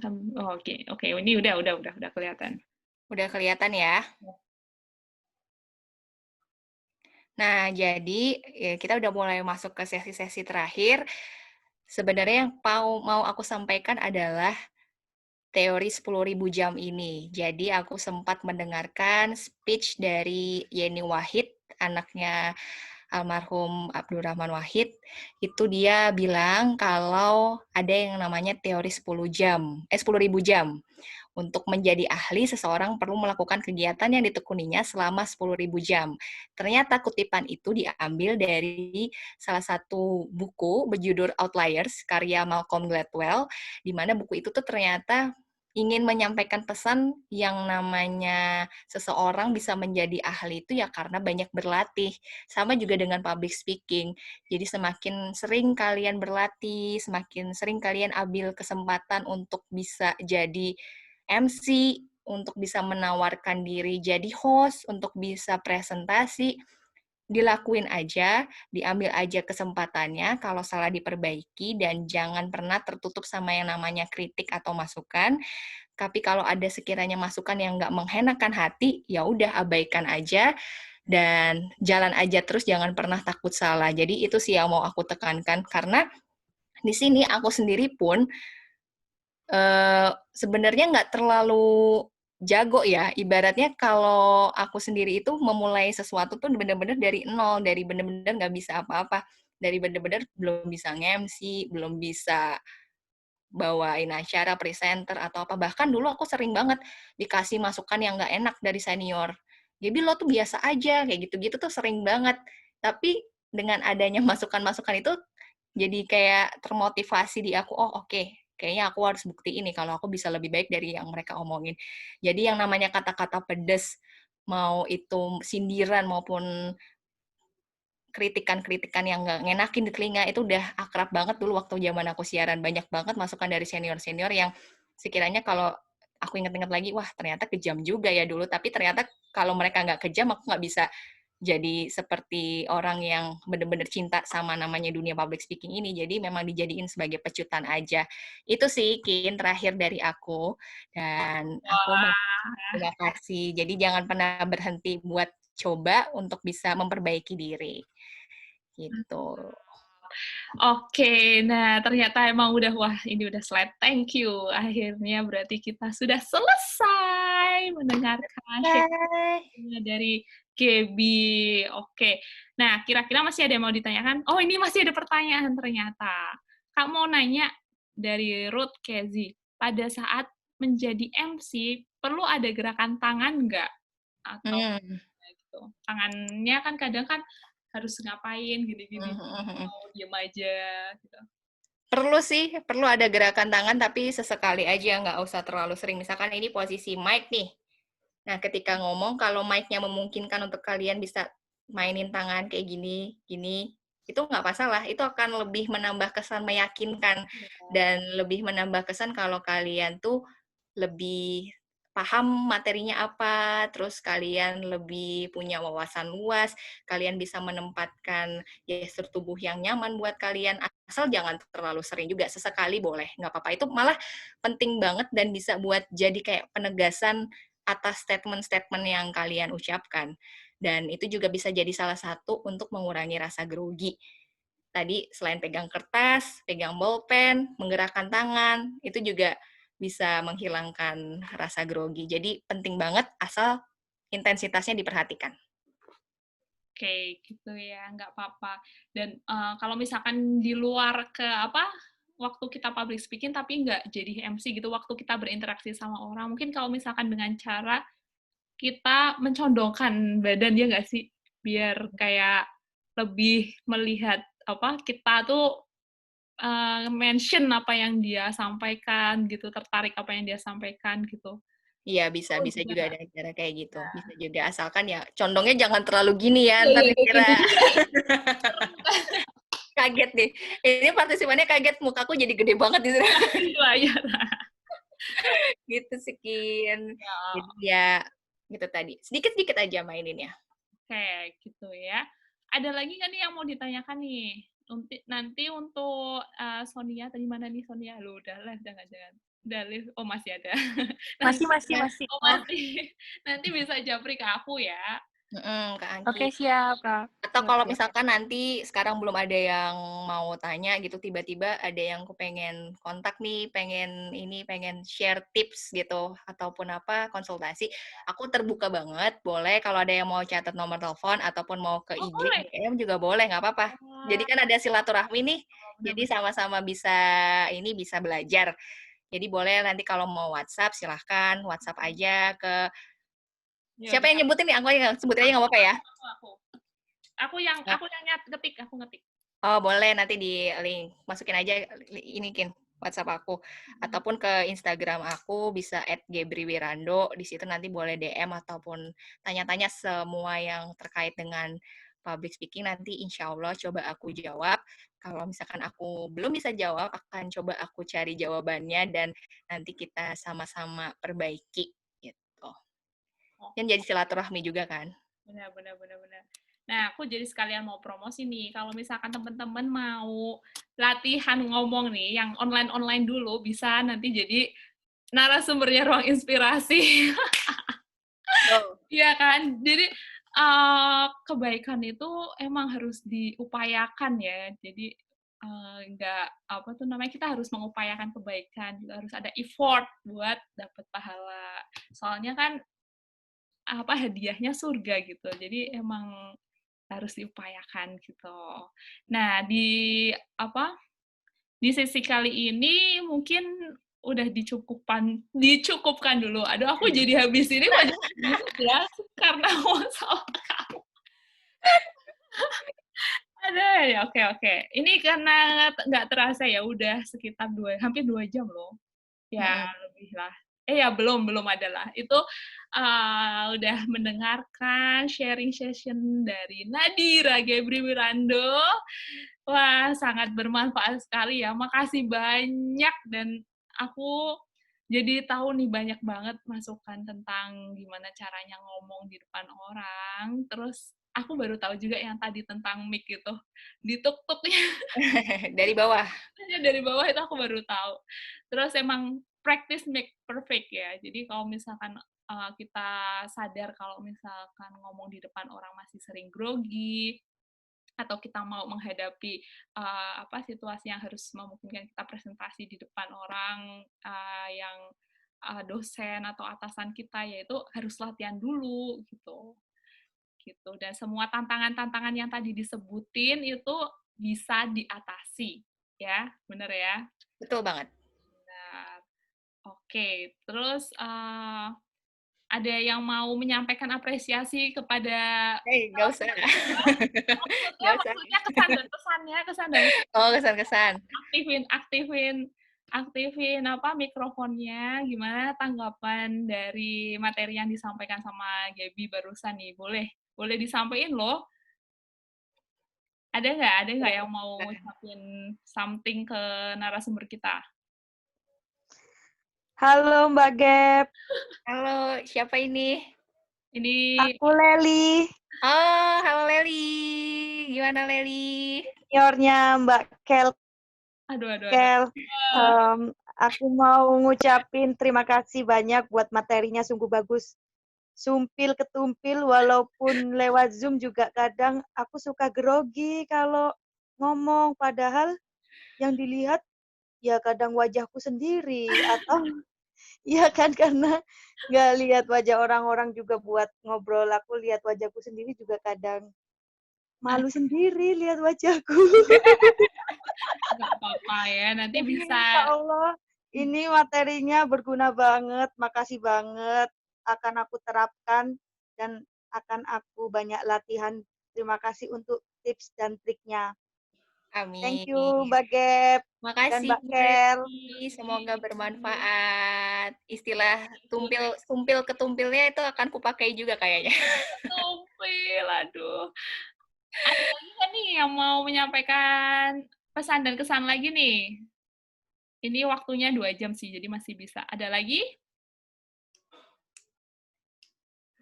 Kayaknya udah pada mau siap-siap zuhuran, Gen. Oh iya, bener-bener. Ini apalagi mungkin yang di Wita ya udah masuk jam 1. Oke, ya udah. Oh, ini ada nih, terima kasih banyak atas segalanya buat Kak Gabri dan Kak Kilian, juga Ruang Inspirasi ilmunya bermanfaat banget. Alhamdulillah. Jangan lupa untuk sebarkan informasi ini ke orang-orang di sekitar kamu ya, karena biar lebih banyak manfaatnya didapat ke orang-orang yang lebih banyak gitu. Amin. Amin. Oke. Terima kasih, Yaki. Ya, aku sekali lagi ngucapin terima kasih. Aku nggak mau minta maaf ya, karena nanti udah dapat tips nih dari Gaby. Semoga ilmu yang barusan kita lihat bareng-bareng bisa bermanfaat. Dan kita doain ya, semoga narasumber kita ini bisa selalu sehat ya. Amin. Ya, banyak berkahnya karena udah bersedekah ilmu, semoga dilancarkan urusannya. Dan semoga teman-teman semuanya, partisipan, bisa selalu sehat ya, dan jaga diri baik-baik sama keluarga juga, karena sekarang kan masih kondisinya kan lagi harus benar-benar dijaga ya, pandemi COVID ini nggak tahu kapan berakhir, tapi kita doa bareng-bareng aja semoga segera selesai. Amin. Tuh, amin. Nah, sebelum aku tutup, aku pengen promosi sekali lagi, jangan lupa follow Instagram Ruang Inspirasi dan subscribe YouTube-nya. Kita nggak mencari followers sih sebenarnya, tapi kita lebih menekankan ke semoga pesan-pesan dari narasumber yang kita hadirkan itu sampai ke banyak orang gitu, dan siapapun yang mau berpartisipasi menjadi narasumber gitu, kita very welcome. Apalagi yang punya jasa-jasa atau produk-produk karyanya sendiri itu kita very welcome buat dipromosikan ya. Sekali lagi jangan lupa follow Instagram Ruang Inspirasi dan juga follow Instagramnya Gaby. Promosi ya, karena kebetulan ini narasumber kita juga punya baru buka usaha ya. Boleh di-share nggak sih? Iya, silakan ya. Gaby itu lagi ini bikin produk mukena traveling. Jadi kalau misalkan kadang perempuan itu suka ngerasa ribet kemana-mana bawa mukena, nah ini dia punya inovasi mukena yang bisa dibawa kemana-mana di tas cantik cantik para perempuan, itu handy banget ya, bisa masuk dan modelnya serta ukurannya itu sangat sangat amat menarik. Oh mantap nggak, aku udah pinter jadi marketing mah. Terima kasih. Rekrut aku jadi marketing. Ya udah kalau gitu, udah azan di sini. Oke, wes, makasih. Oh, akun Nadira, akunnya Gebri Wirando ya, @Gebri. Ya. Atau di Ruang Inspirasi juga udah kita tag sih, siapa tahu mau kepoin juga. Oke, wes, makasih banyak ya. Terima kasih banyak, Angkin, teman-teman Ruang Inspirasi, teman-teman yang sudah bergabung. Salam buat Bapak sama Mami ya. Selamat, salamkan. Oke, wes. Makasih semuanya ya. Aku tutup Semuanya. dengan Assalamualaikum. Waalaikumsalam. Salam, terima kasih. Iya, bye-bye. Waalaikumsalam, terima kasih juga. Aku end ya. Bye-bye. Ya, bye. Sehat-sehat ya. Yo, sehat-sehat.